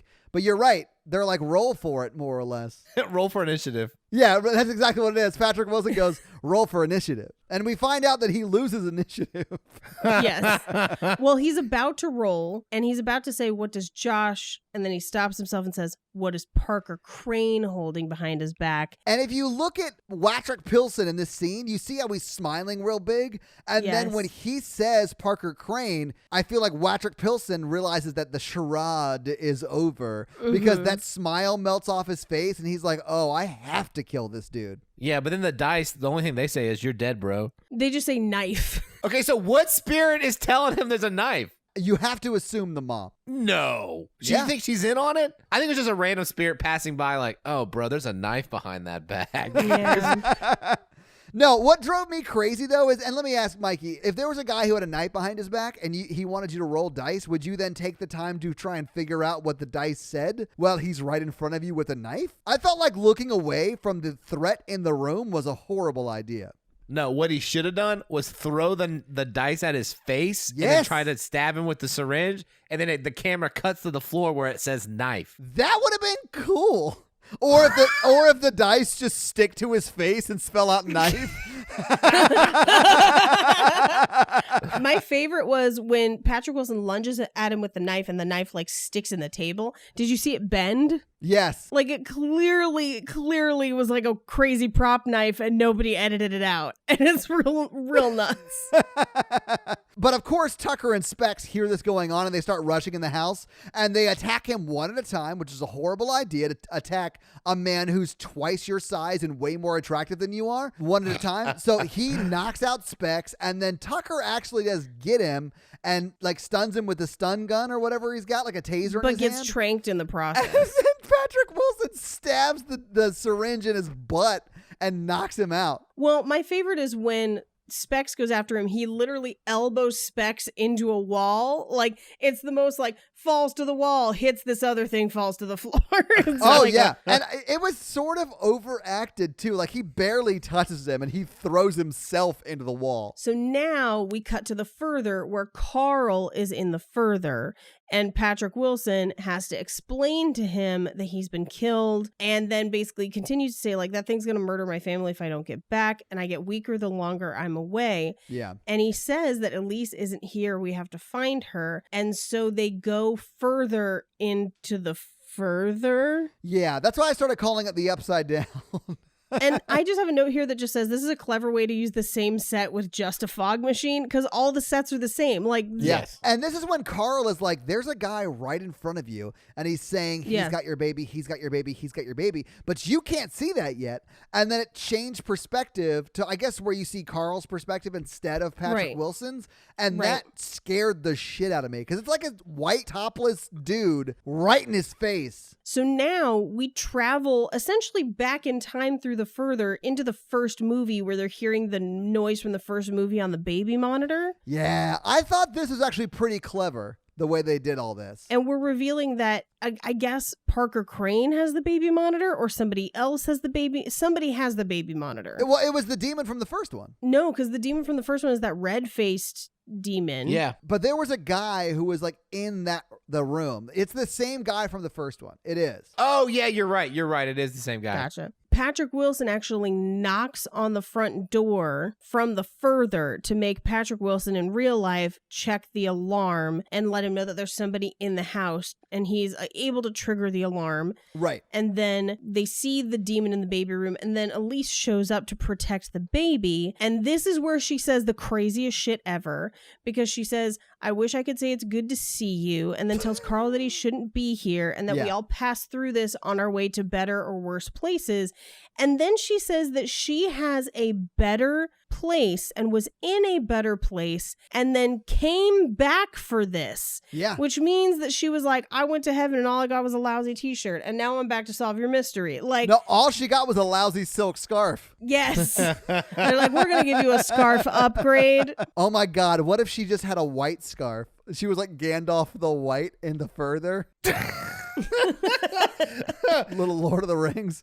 Anyway, I thought this little bit was sort of interesting and cool, and I didn't like the way it played out totally. I like that they tried to rework it and like sort of retcon what happened in the first movie, and I thought they sort of pulled that off well, but then making Patrick Wilson, the guy who's fighting off the demon in the first one, upstairs in that baby room, I thought was kind of weird, and then Elise coming in and saving the day, I thought was a little weird. Like, I felt like they started with a cool concept and then shoehorned things and it didn't necessarily need to be there. And didn't necessarily fit with the first movie. Yeah. Then she tells him that he needs to find the old woman. And this is where he says that he doesn't know where she is. And she says, maybe we're asking the wrong Josh. And so this is when we flash back to, I'll show you. And he directs them to the door. And Elise says, so that's what that was all about. Yeah. So like they literally in the Further time travel. Like I'm assuming it's Elise that takes Carl and Patrick Wilson to the house that he grew up in. And that's when you see the Patrick Wilson over the shoulder shot that we saw Specs and Tucker give us earlier. And then he asks him where the woman lives, and that's the shot of young Josh standing up saying, I'll show you, walking into the hallway, pointing at the door opening. And then Elise does say, she's just like, oh, that's what that was about, which is insane to me that she's been stewing on that for 35 years. And that's the question that she was like, if you die and that's the question you still want answered, that is insane. Heaven exists. There are bigger questions to answer. Well, she's been to heaven. She says she's been to heaven. She already answered those big questions. She's down to these little questions. So she's like knocking things off the list. So she's like, what did Josh stand up about? Where did I leave my keys that day? What do we do? I do think because when we get the flashback of the bride in black and he touches the woman in black's clothing, when he does that, he has a sense memory of the putting on of the clothes and that kind of stuff Carl does. So I thought that was just like, okay, maybe he has all these powers too. Right. And that's how he was able to go back into the Further and not be actually dead like Elise is. That makes sense. So at this point, Lorraine and Renee, so Rose Byrne and Patrick Wilson's mom, go back to the house looking for Carl, assuming that Carl has arrived and has somehow, as a single old man, dispatched young, hot Patrick Wilson. They come back to the house and evil Patrick Wilson is just spinning one of Carl's dice. Yeah. And they just say, did my friend Carl stop by? And he's just spinning the dice and says no. Which clearly he did. Clearly he did because he got the dice. And then he gets them and chases them. And this is when this movie gets hilarious. Okay, so can I say this? Yes. I feel like this movie has stopped being scary. So like up until this point, I was creeped out and scared of this movie. The rest of the time, I was not really that scared. Which I prefer not being scared. But from here on, there weren't really many scares that got me at all. Yeah. No, I mean, from this point on, the movie is a comedy. It is not scary at all. So he tries to chase them. They run. They slam his hand in the door. And he says, you did this to yourselves. And then he pulls his hand out and he's got like a gash across his hand. And he just says, oh, it's been so long since I felt real pain. And they're running through this house. And at this point, I asked out loud, I was like, what is the layout of this house? What is this crazy maze of a house? And then my sister was like, yeah, this family lives in a Victorian ant farm of tunnels. Like, this is an insane house. But if you look at every house they go to, whether it's the Further or whether it's in the real world, they are all like this. They all look this way. Yeah. So he locks his mom in the basement. Well, yeah, because he chases them out of the piano room. He eventually gets in after they push push the piano against the door, and he chases them out the back door of that room because, of course, every single room has a back door to it. Every room in this house has multiple doors, which is madness. But that's the hallway he meets them in. He pushes the mom into like the basement, into like a side room and locks her in there and says, "I'll be back for you, Mom. I'll come back for you, Mommy." And he says it like that. He's taking these scenes to an 11. Yeah. And I am here because the next scene he runs into the kitchen and Rose Byrne grabs a pot off the stove and starts just like beating the shit out of him with it. And again, amazing Foley work because it sounds like a spoon hitting a pan. So it's just like, boom, boom, boom, boom. It is. Punk. I loved that when she starts running out of the room, he takes the teapot and just beams her with it in the back of the head. I was like, what is happening right now? That's the scene that I rewound twice to laugh at.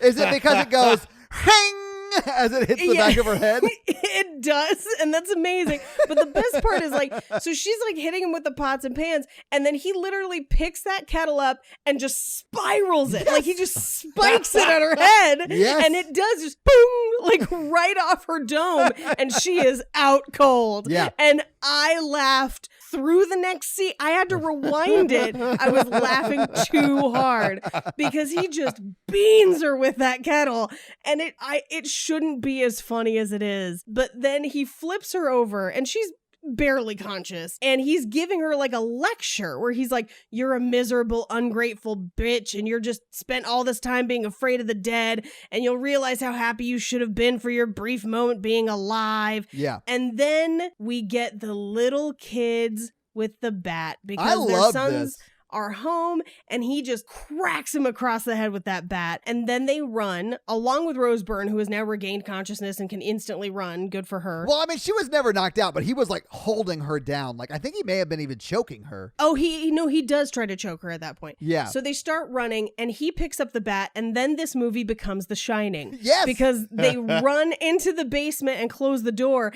and he's just like pounding at that door with the bat. Like, I mean, he needed the axe. He needed Jack's axe. He did need the axe, but only because Rose Byrne knows how to properly barricade a door, unlike Shelley Duvall from The Shining, because she like locks that junk down tight. He has to come through the wall at her. He actually has to come through two different doors because he gets through that first one, then he has to get down, and he takes a fire extinguisher to the next one. Yes. But again, it's like double Shining. It is, yeah. But he can't get through that one either, so he has to go through the wall. Right. And so they get into the basement where their basement seems to be the electric section of a Goodwill for some reason. I thought it was a pawn shop. I legit was like, this looks like a dirty pawn shop to me. Well, then at one point I was like, are they hiding in a walk-in fridge? Yeah, like why do they have 4 George Foreman grills here? Like what's going on? Meanwhile, back in the further, it's the little girl again, the one they saw at the Crane house. Yes. And we find out through these scenes that the mom, who is the dinner theater actress we've been seeing through this whole movie, has been dressing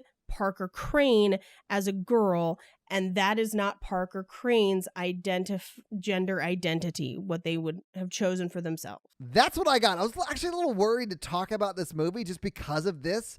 Like, I don't know what is correct because I'm literally the dumbest white man I could ever be. So, like, I was a little worried, and this scene sort of sets the record, I think, for his preference. The little boy draws a picture and signs it Parker because he likes being Parker. Right. That's what I got. The mom comes in and abuses the shit out of him, was like, "Your name's Madeline." Or Marilyn. Yeah. Freudian slip. Yeah, Marilyn. And this is where we get that audio of the like, "How dare you," or whatever. That we heard briefly earlier, yeah. Right. But she does smack the shit out of this kid. She smacks this kid harder than Mikey wants to smack every evil kid we see in a movie. Yeah. True. I will say this scene does a great job of being pretty clear cut because I would argue you should never try to change someone else's gender identity. That's theirs. If he wanted to be Marilyn, sure, but clearly no, he wants to be Parker. Yeah. And so any imposition on somebody's gender identity is a problem. So just as it would be a problem for somebody to deny someone their internal gender identity if it does not necessarily, traditionally match the body they were given, that's as wrong as trying to change somebody's. It's bad all around, and it's going to cause a lot of trauma. And many, many, many cult leaders and serial killers were forcibly cross-dressed as children. So Really? yeah, Can I just say this about that scene? Because in the scene where we see that Parker was abused and was made to wear dresses and wigs and stuff, at the end of it, that's when the mom sees them watching her and she like yells at them, like the grandma crew, like Specs and Grandma, and then they get like thrown out of that room. I felt like they wanted that to be very scary, and I think just because the way the mom looked, it was not scary at all to me. yeah, because she looks bonkers. It's not scary in the slightest. But at this point, they're now locked out of that room. Yes. So then we cut back to the basement where Dalton is like, I can go into the further to try and get Dad. I thought this was insane because he has to go to sleep. What child or anybody can instantly sleep after they just brained their dad with a bat? Their dad has chased them into the basement and is currently trying to break in to kill them. And he's just like, hey, Mom, I'm going to take a nap real quick. I think it would have been funnier if Rose Byrne punched him in the face and knocked him unconscious. It would have been. Oh, my God. Fun fact, who can sleep under those circumstances? The people in The Shining. Because if you remember the Shining movie, they have this same fight with Jack and lock him in the actual like pantry. Yes. And then they go to sleep until Tony wakes up, or I guess, Doc wakes up, and then Tony speaks through Doc and he writes red rum, which wakes them up to alert them that he's escaped. But that's essentially what Dalton is doing here. Meanwhile, Patrick Wilson is fire extinguishing through the door. Yeah. And Dalton goes to sleep, wakes up in the further. And this is where we see Dalton has the can with the string, and that's what he's going to use to guide him back. We just see him, we see it in his hand, and then we see him sort of walk into the further. Now, this is where we get, Elise, I think, is trying to get Josh to destroy the mother ghost. Yeah, so Patrick at this point is walking also in the further, and he sees a room full of the victims of That's Parker. What it is. Yes, and he's pulling the bed sheets off their head or whatever is covering and their trying face. to find them. And he can hear the mom, but he can't see which one's her. Right. I just have in my notes that the Mormons upstairs are waking up, but it's the ghost hunters.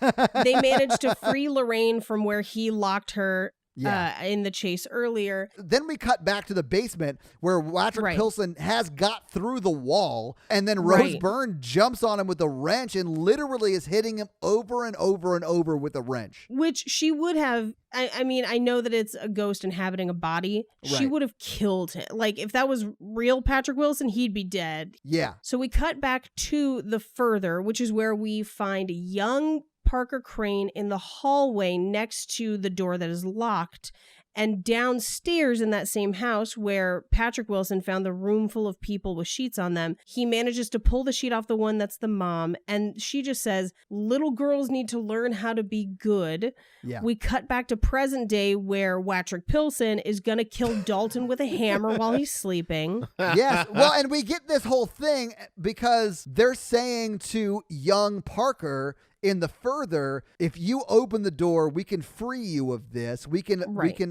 face your mother together or whatever. She says you have to destroy your memories of her so that we can destroy her. Right, which is not necessarily what therapy is. Well, it's also just unclear within the script. So does she exist or does she not? Is she a memory? Is she a person? This script answers no questions. But he does let them into that room, and that's when you start to see it building like back and forth between the further and the real world of Patrick Pilson about to brain Dalton with the hammer, and Elise walking up behind the mother of death or whatever she's called with the horse. The rocking horse. She is not horsing around, man. She like brains the mom. And then that's when Patrick Wilson also like goes back into the body that he left. No, not no, quite. He doesn't. He loses consciousness. He collapses, but he unages. So, like, he falls, and by the time he hits the ground, he's hot Patrick Wilson again. Elise tells him to take Carl with him out of the further, and the further seems to be collapsing around them. But it's one of those things where I'm like, well, how do you get out of the further? Is it a place that you have to actually walk? Why can't they just, like, beam me up, Scotty, and be out of the further? Also, so why did Dalton have to go in there? Because Dalton is the one who's leading them out of the further. It's like a reverse but male poltergeist. twist where the Yes. child's going to get them. But I don't understand why Dalton's there at all. I don't understand why the further is collapsing. The further is a place that everyone passes through. That was established. I thought it was just they killed the mom ghost, and that's why that house collapsed. Okay, that makes sense. But also, if you kill someone in the further, are they extra dead? Like, what happens to them? Yeah, do they go to the bad place? So they then wander out of this house into what can only be described as Halloween Horror Nights, because it's just like just people walking around in bad ghost makeup That aren't allowed to touch you. that aren't allowed to touch you, and they walk right into Dalton, like, oh, fancy seeing you here. Like, Yeah. where are you? By the roller coaster? And he just says, I came to bring you home. I followed your steps. Is that a thing you can do in the further? Is it a thing? I don't know. Yeah. What do steps look like when they go back in time? I don't know. What you don't see, because they never show the ground in the further, but the ground in the further is very much just the walkway from the music video Billie Jean. Wherever he's walking, the tiles light up. So it's actually very easy to find out where they went. Yeah. Oh. So they follow the tin can string home, which again makes no sense. Right? Patrick Wilson wakes up and Dalton wakes up. Yeah. And then he's like, it's me, I promise. I'm okay. And Dalton's like, Daddy, you're back. And Rose Byrne is going to need so much therapy after this They're movie. going to need so much couples counseling. Yeah. Because this is like 3 nights after he murdered someone in their house. Yes. He has been gaslighting her for like 2 or 3 days and then Tried to murder kill their her. child Yeah. and her. Yeah. And the first week that their son's been up from a coma. Yeah, she has had quite a week. Yeah, but Yes. Patrick Wilson was like, where's my teeth? And then as they're kind of reconciling, Tucker bursts down into the basement, still dizzy, and just says, bring it. And then, ha, ha, ha. I did think that was sort of funny. We cut to essentially Patrick Wilson and Dalton sitting on the couch, and Carl is essentially going to make both of them forget, Yes. you know, what they have experienced and the fact that they have this gift, and they're getting sleepier and sleepier. Then we cut to Specs and Tucker showing up at a house where Tucker's just eating a Hot Pocket. Okay, I have so many questions about this Hot Pocket because it's still in the microwavable sleeve, but they drove there. So he's either eating a very cold Hot Pocket or he heated it up and held it in his hand the whole drive over there and is just now starting to eat it. I believe this happened in the first movie. I believe we've had this discussion on this podcast. But I think this happened in the first movie because I'm like deja vuing this like conversation about you talking about this Hot Pocket. Is this just because you want a Hot Pocket? No, because Todd's talking about the sleeve. He eats it out of the sleeve and it really bothered him last time. Like, why wouldn't you plate it in the microwave? He's also only got one bite out of it. So he's been holding it for conservatively the whole drive over there. Unless they have a microwave in the van. Is that a thing? Can you get a You microwave can. van?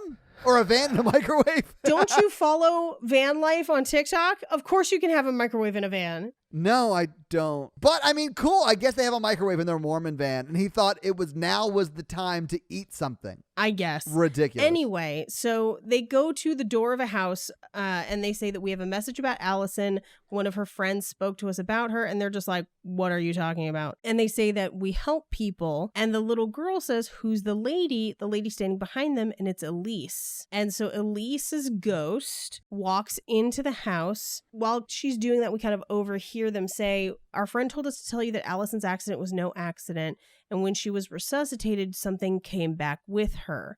And as we see Elise try to talk to Allison, we hear a creaking, and then she looks up and just says, oh my God. And that's the movie. Roll credits. So we watched the movie. We talked about the movie. What did you guys think? This movie is a mess. Here's the thing. It's not enjoyable to watch. I didn't hate it. If you like jump scares, sure. But God, the holes and the script questions, and like this movie is just like a swamp of confusion most of the time. Yeah. I have not in the past been a huge like James Wan series fan. It's not usually my thing. I did really like Conjuring 2. This, not so much. I was just like, I kind of really wanted to like it because I liked Conjuring 2, and I was kind of disappointed. What about you, Mikey? I kind of agree. I feel like this is James Wan because I believe these came out before Conjurings. I think so too. I think Conjuring, he had figured some shit out. I think it was his proto Conjurings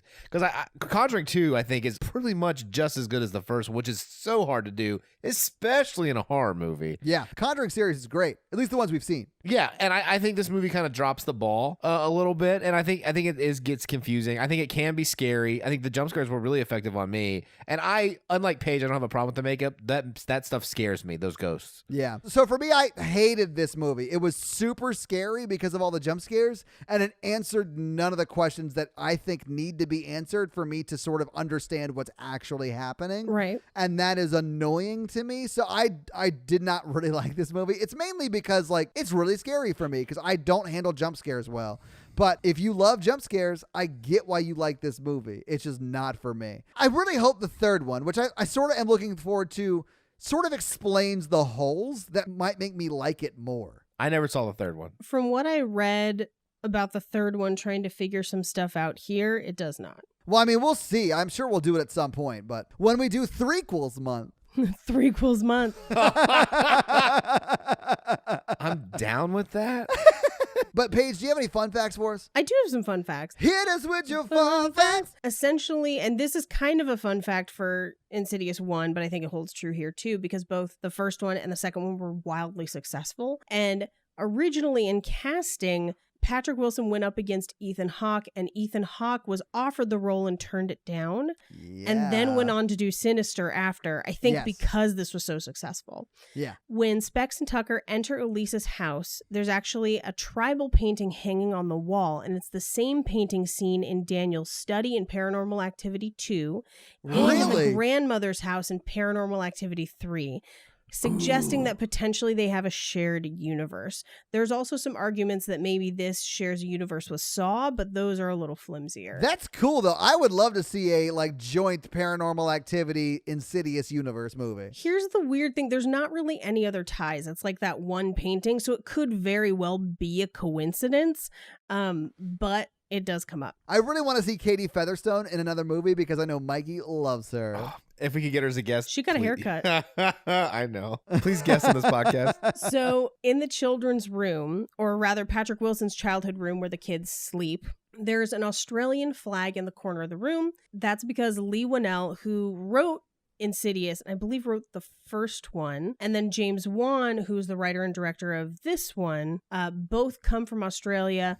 James Wan was born in Malaysia and then moved to Australia, and Winnell was born there. At around 25 minutes into the film, when Specs and Tucker analyzed the footage of young Josh, the Panasonic VCR logo is worn away in places so that it only reads Panic. Oh, that's cool. Yeah. When young Lorraine rides down the hospital elevator with Parker Crane, the music playing in the elevator is the funeral march from the Sonata Opus 35 by Chopin. So that's kind of, I mean, if you're a super classical music nerd, you might have caught that. Yeah. When Lorraine wakes up in her room just before she goes to check on the two boys, the old horror movie playing on the TV is Carnival of Souls from 1962. Insidious not only shares similarities with the film, as the plot also features the main character being stalked by a ghoul, but it heavily influenced several notable horror directors, including James Wan. But the film that inspired them the most was Poltergeist and Poltergeist 2, specifically. Oh. Yeah, which we have not done yet. We haven't, but I mean, I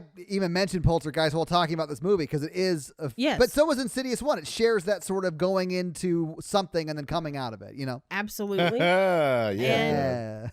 Finally, when Lorraine has flashbacks of Parker Crane, they used the same hospital that was used in Halloween 2. So just a little sequel month fun fact for you. Yes. That's there awesome. You go. And those are our fun facts. Well, thank you for those fun facts, Paige. We appreciate it. Let's talk some box office then. So what do you think the budget for this movie was? This is the second one, and the first one was really successful. So I'm going to say it's a minimum of $40 million for this movie. Okay. Mikey? 30. The production budget for Insidious Chapter 2 was $5 million. What? Yeah, $5 million. Yeah. Are you No wonder. serious? Yeah. They made That's insane. Yeah. It was a really cheap movie to make. I don't even know how they did that. I know. This looks like a $30 million movie.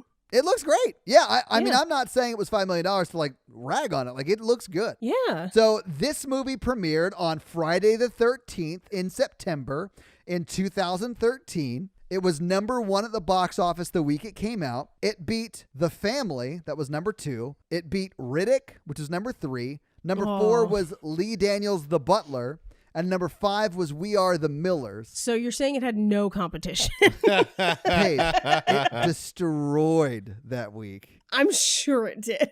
So remember, when I tell you how much it made in the opening week, the whole movie cost them $5 million to make. You ready for this? Yeah. Yes. Just in the opening weekend, it made $40.2 million. Holy shit. Yeah. Holy shit. I hope some of them took points on the back end because damn. Yeah.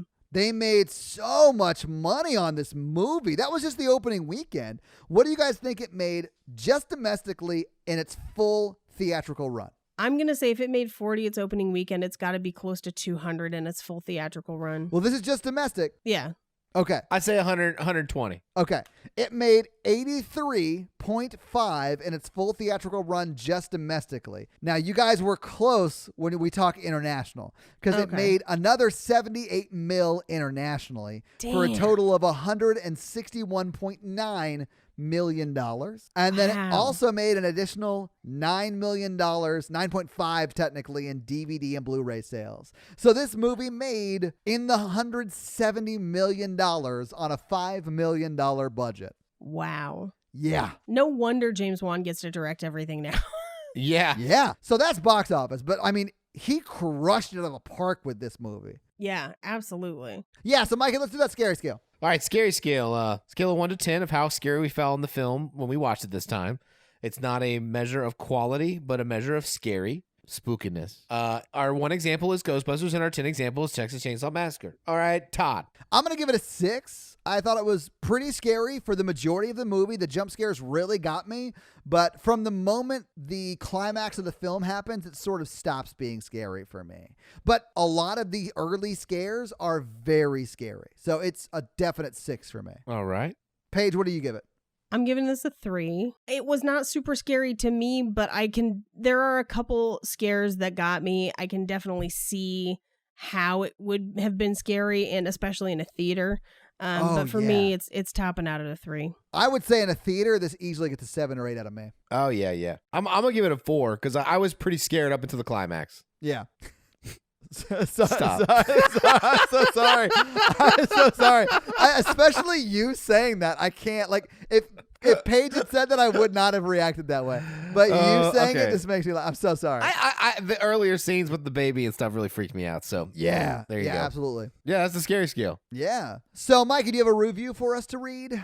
Yeah, I'm looking it up right now. Nice. Well, while you find a good review for us to read, let me tell them how they can have their review read on the podcast. And that is simply to leave us a 5-star text review on Apple's podcast app. And, leave us actual text so Mikey has something to read, and we'll have a little fun with it while Mikey reads it. So, Mikey, do you got one? All right. Amy E11. All right, Amy, what you got? She said the title of that her review is Horror Virgin is Me. Oh, okay. I love, all caps, this podcast. Oh, well, thank you.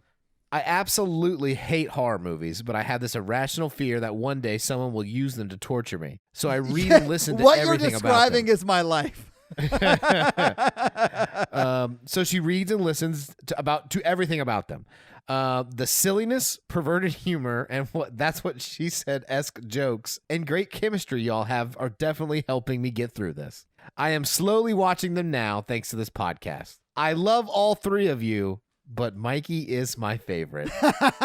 I knew you were going to read this one. You teased it last week. 5 stars. But listen, I get it. Well, Amy, aside from having terrible taste, we really appreciate that 5-star review.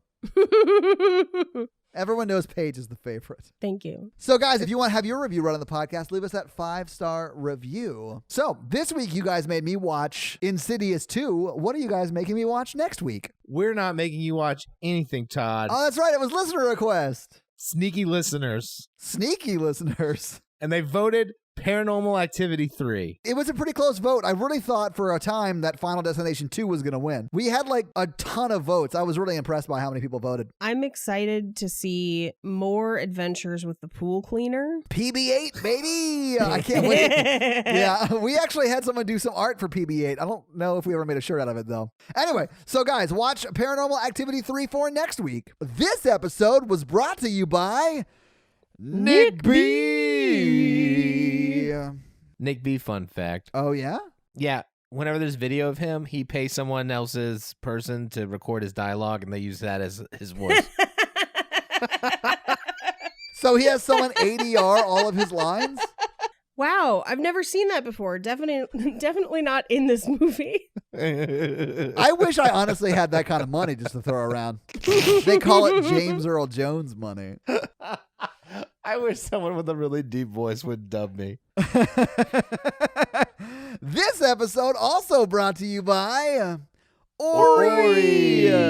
And Ori's great. I got stuck in, I guess, what is the equivalent of the Upside Down. And they went back with a can and string to lead me back to safety. And I just got to say, I really appreciate it. Wow, they spared no expense there. Well, I mean, listen, you got to make do with the tools you have in a basement while your dad's trying to break through a goddamn wall. Well, it's a lot easier for spirits to break through wooden paneling. You son of a bitch. I hate rich people. Paneling doesn't make people rich. Paneling means your house hasn't been updated since the 70s. God damn it, Paige. You inadvertently dug at me. So the joke page was that I had wood paneling growing up, and Mikey was like, oh, you were poor. That's where this whole thing started. Oh, I mean, Yeah. yeah. Fair enough. We now return you to another episode of The Patreonicals. Okay, so this week, some more stuff's going to happen. Are you ready? Let's bring Yes. it, Mikey. Okay. Evil Matthew with the goatee. Him and Isaac were like, we're kind of evil. Let's like break off and do our own thing. There are factions forming inside the Patreonical group. Yeah, Yeah. of course. Karun was like, can I just go with y'all? Because like, this planet sucks so bad. I mean, it probably does compared to what he's used to. So those three go off and they start going towards they're like, we're not going to go to the stupid gold mine or whatever they're talking about. Like, why would we go there? And It's only full of gold and wood paneling. It sounds Riches horrible. beyond measure. and so they go into town, Tombstone, the town of Tombstone. Right, the town of The Tombstone. frozen yeah. town with little like cubed pepperonis. Yeah, exactly. It's $9.99.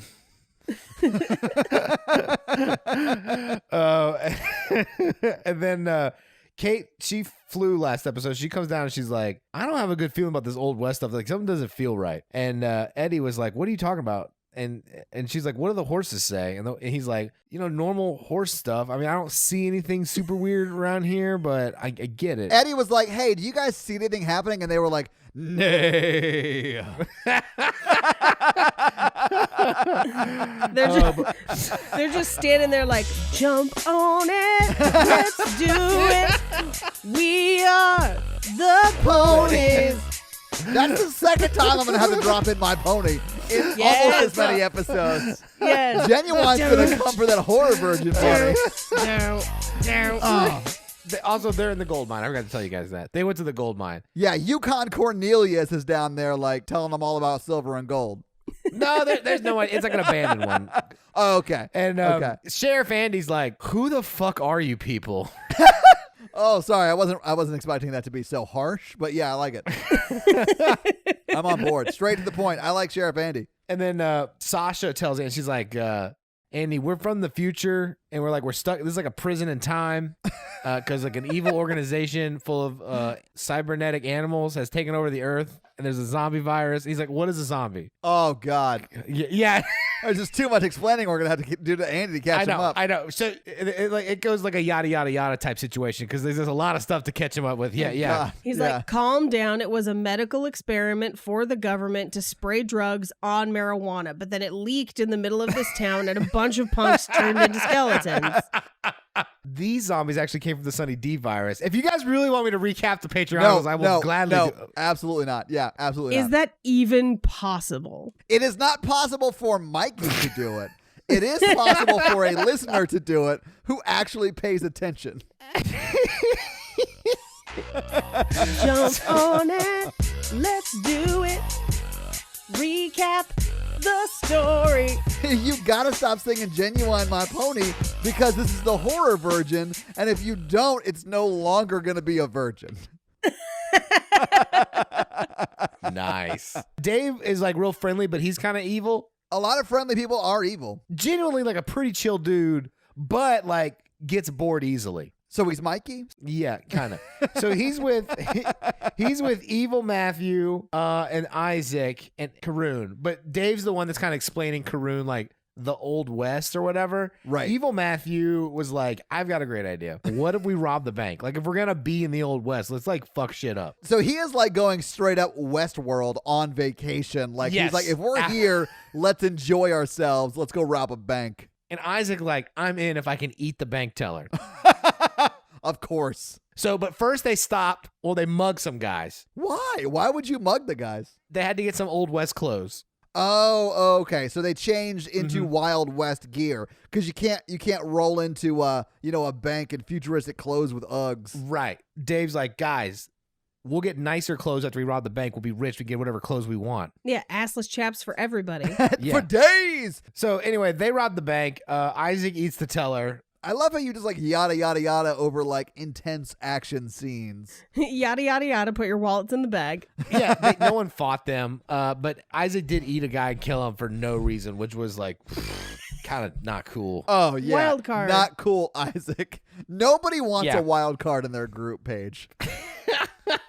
Karun has blue skin, so everybody's like, what's up with this blue alien skin guy? Because he's like got scales, kind of scaly skin. It does not surprise me at all that people in the Wild West time are very concerned about the color of someone's skin. Ooh, that's a good point. I mean, you're the one that put Karun in this situation. So Karun tried to shoot a guy, but like kept missing. So evil Matthew just shot him for him because he was making fun of his skin color. Nice. I like that. So evil Matthew with the goatee, even though, he's not a great guy, still has like a moral code. Because Karun was like shooting wildly, he accidentally hit Dave twice in the head and Dave died. He double taps Dave while trying to shoot somebody else? Yeah, he's a terrible shot. No, that sounds like he's a very good shot and he had ulterior motives that were not expressed. No, Karun was like, you have to use your hands? I don't understand. It's like a baby's toy.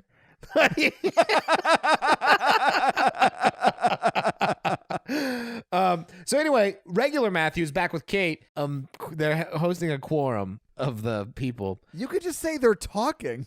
Yeah, they're talking. And they're like, what are we going to do? We still have that giant boat. Can we do something with that? Can we use that to get back? Anyway, Kate, Eddie, regular Matthew, Sheriff Andy, and cause Andy's like, look, the Old West sucks. Like, if you guys are going to leave, like, take me with you. I hate my job.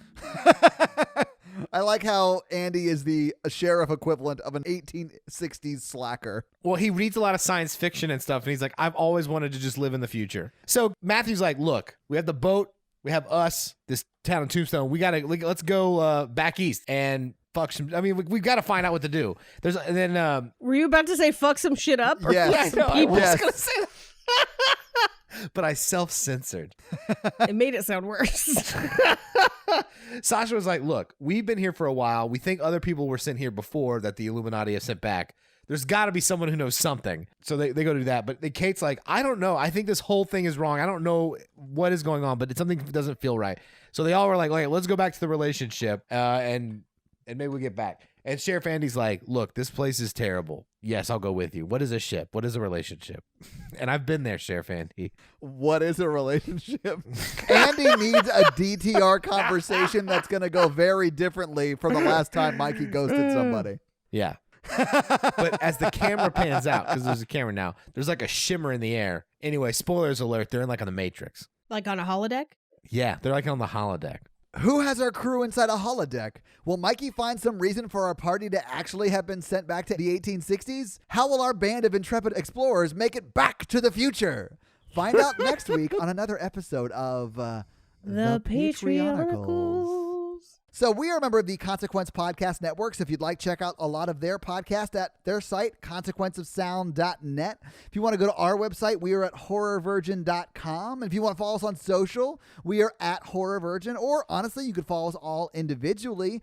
The lovely Paige is at Paige Wesley on Twitter and at Rampage Wesley everywhere else, including TikTok, for as long as it exists. Mikey is at M Randolph24 everywhere, and I am at Todd J. Awesome. If you like Paige's voice, you can find her on a few other podcasts, one of which is called Black Card Rehab. Another one is The Cult Podcast, which you can find. It's a great show. And a podcast that we three do together about romantic movies, Romancing the Pod. So we would love it if you would check that one out, as well as give that one a 5-star review. Mikey is also on Romancing the Pod with us as well. It's great. We are a power throuple. A power throuple. Yeah. If you want to help financially support the show, please do by going to patreon.com/horrorvirgin and signing up for one of our many great levels. We just opened up some new spots at the top. Well, actually, we opened up a whole new top tier and then a few of the burn it down levels. I'll let you guys go discover what the top tier is because it's insane. But yeah, so go check it out. There's a lot of great levels, a lot of great perks, hours and hours of bonus content. You get the regular weekly drop a day early and you get it almost unedited. We still take some of the raunchier jokes that Mikey makes out, but most of it comes through. I'm not here. Hey, I also make raunchy jokes. Yeah. So yeah, sign up for one of those awesome, great levels. But if you can't financially support the show, but still want your daily free Horror Virgin content, join our awesome Facebook group. We talk about it all the time, but we do have an awesome, great community that's like 1,400 people strong and growing every day. So join it. We are pretty active there. That's going to be it for us, guys. I'm Paige. Mikey. And I'm the Horror Virgin Todd, guys. Keep it ooky spooky. Ooh, Have yeah. an amazing week. Bye. Paige, would you let Patrick Wilson spit his tooth in your mouth? Absolutely. Oh, God. That is the grossest thing I've ever heard in my life. I've let him spit a lot of things in my mouth. Oh, yes.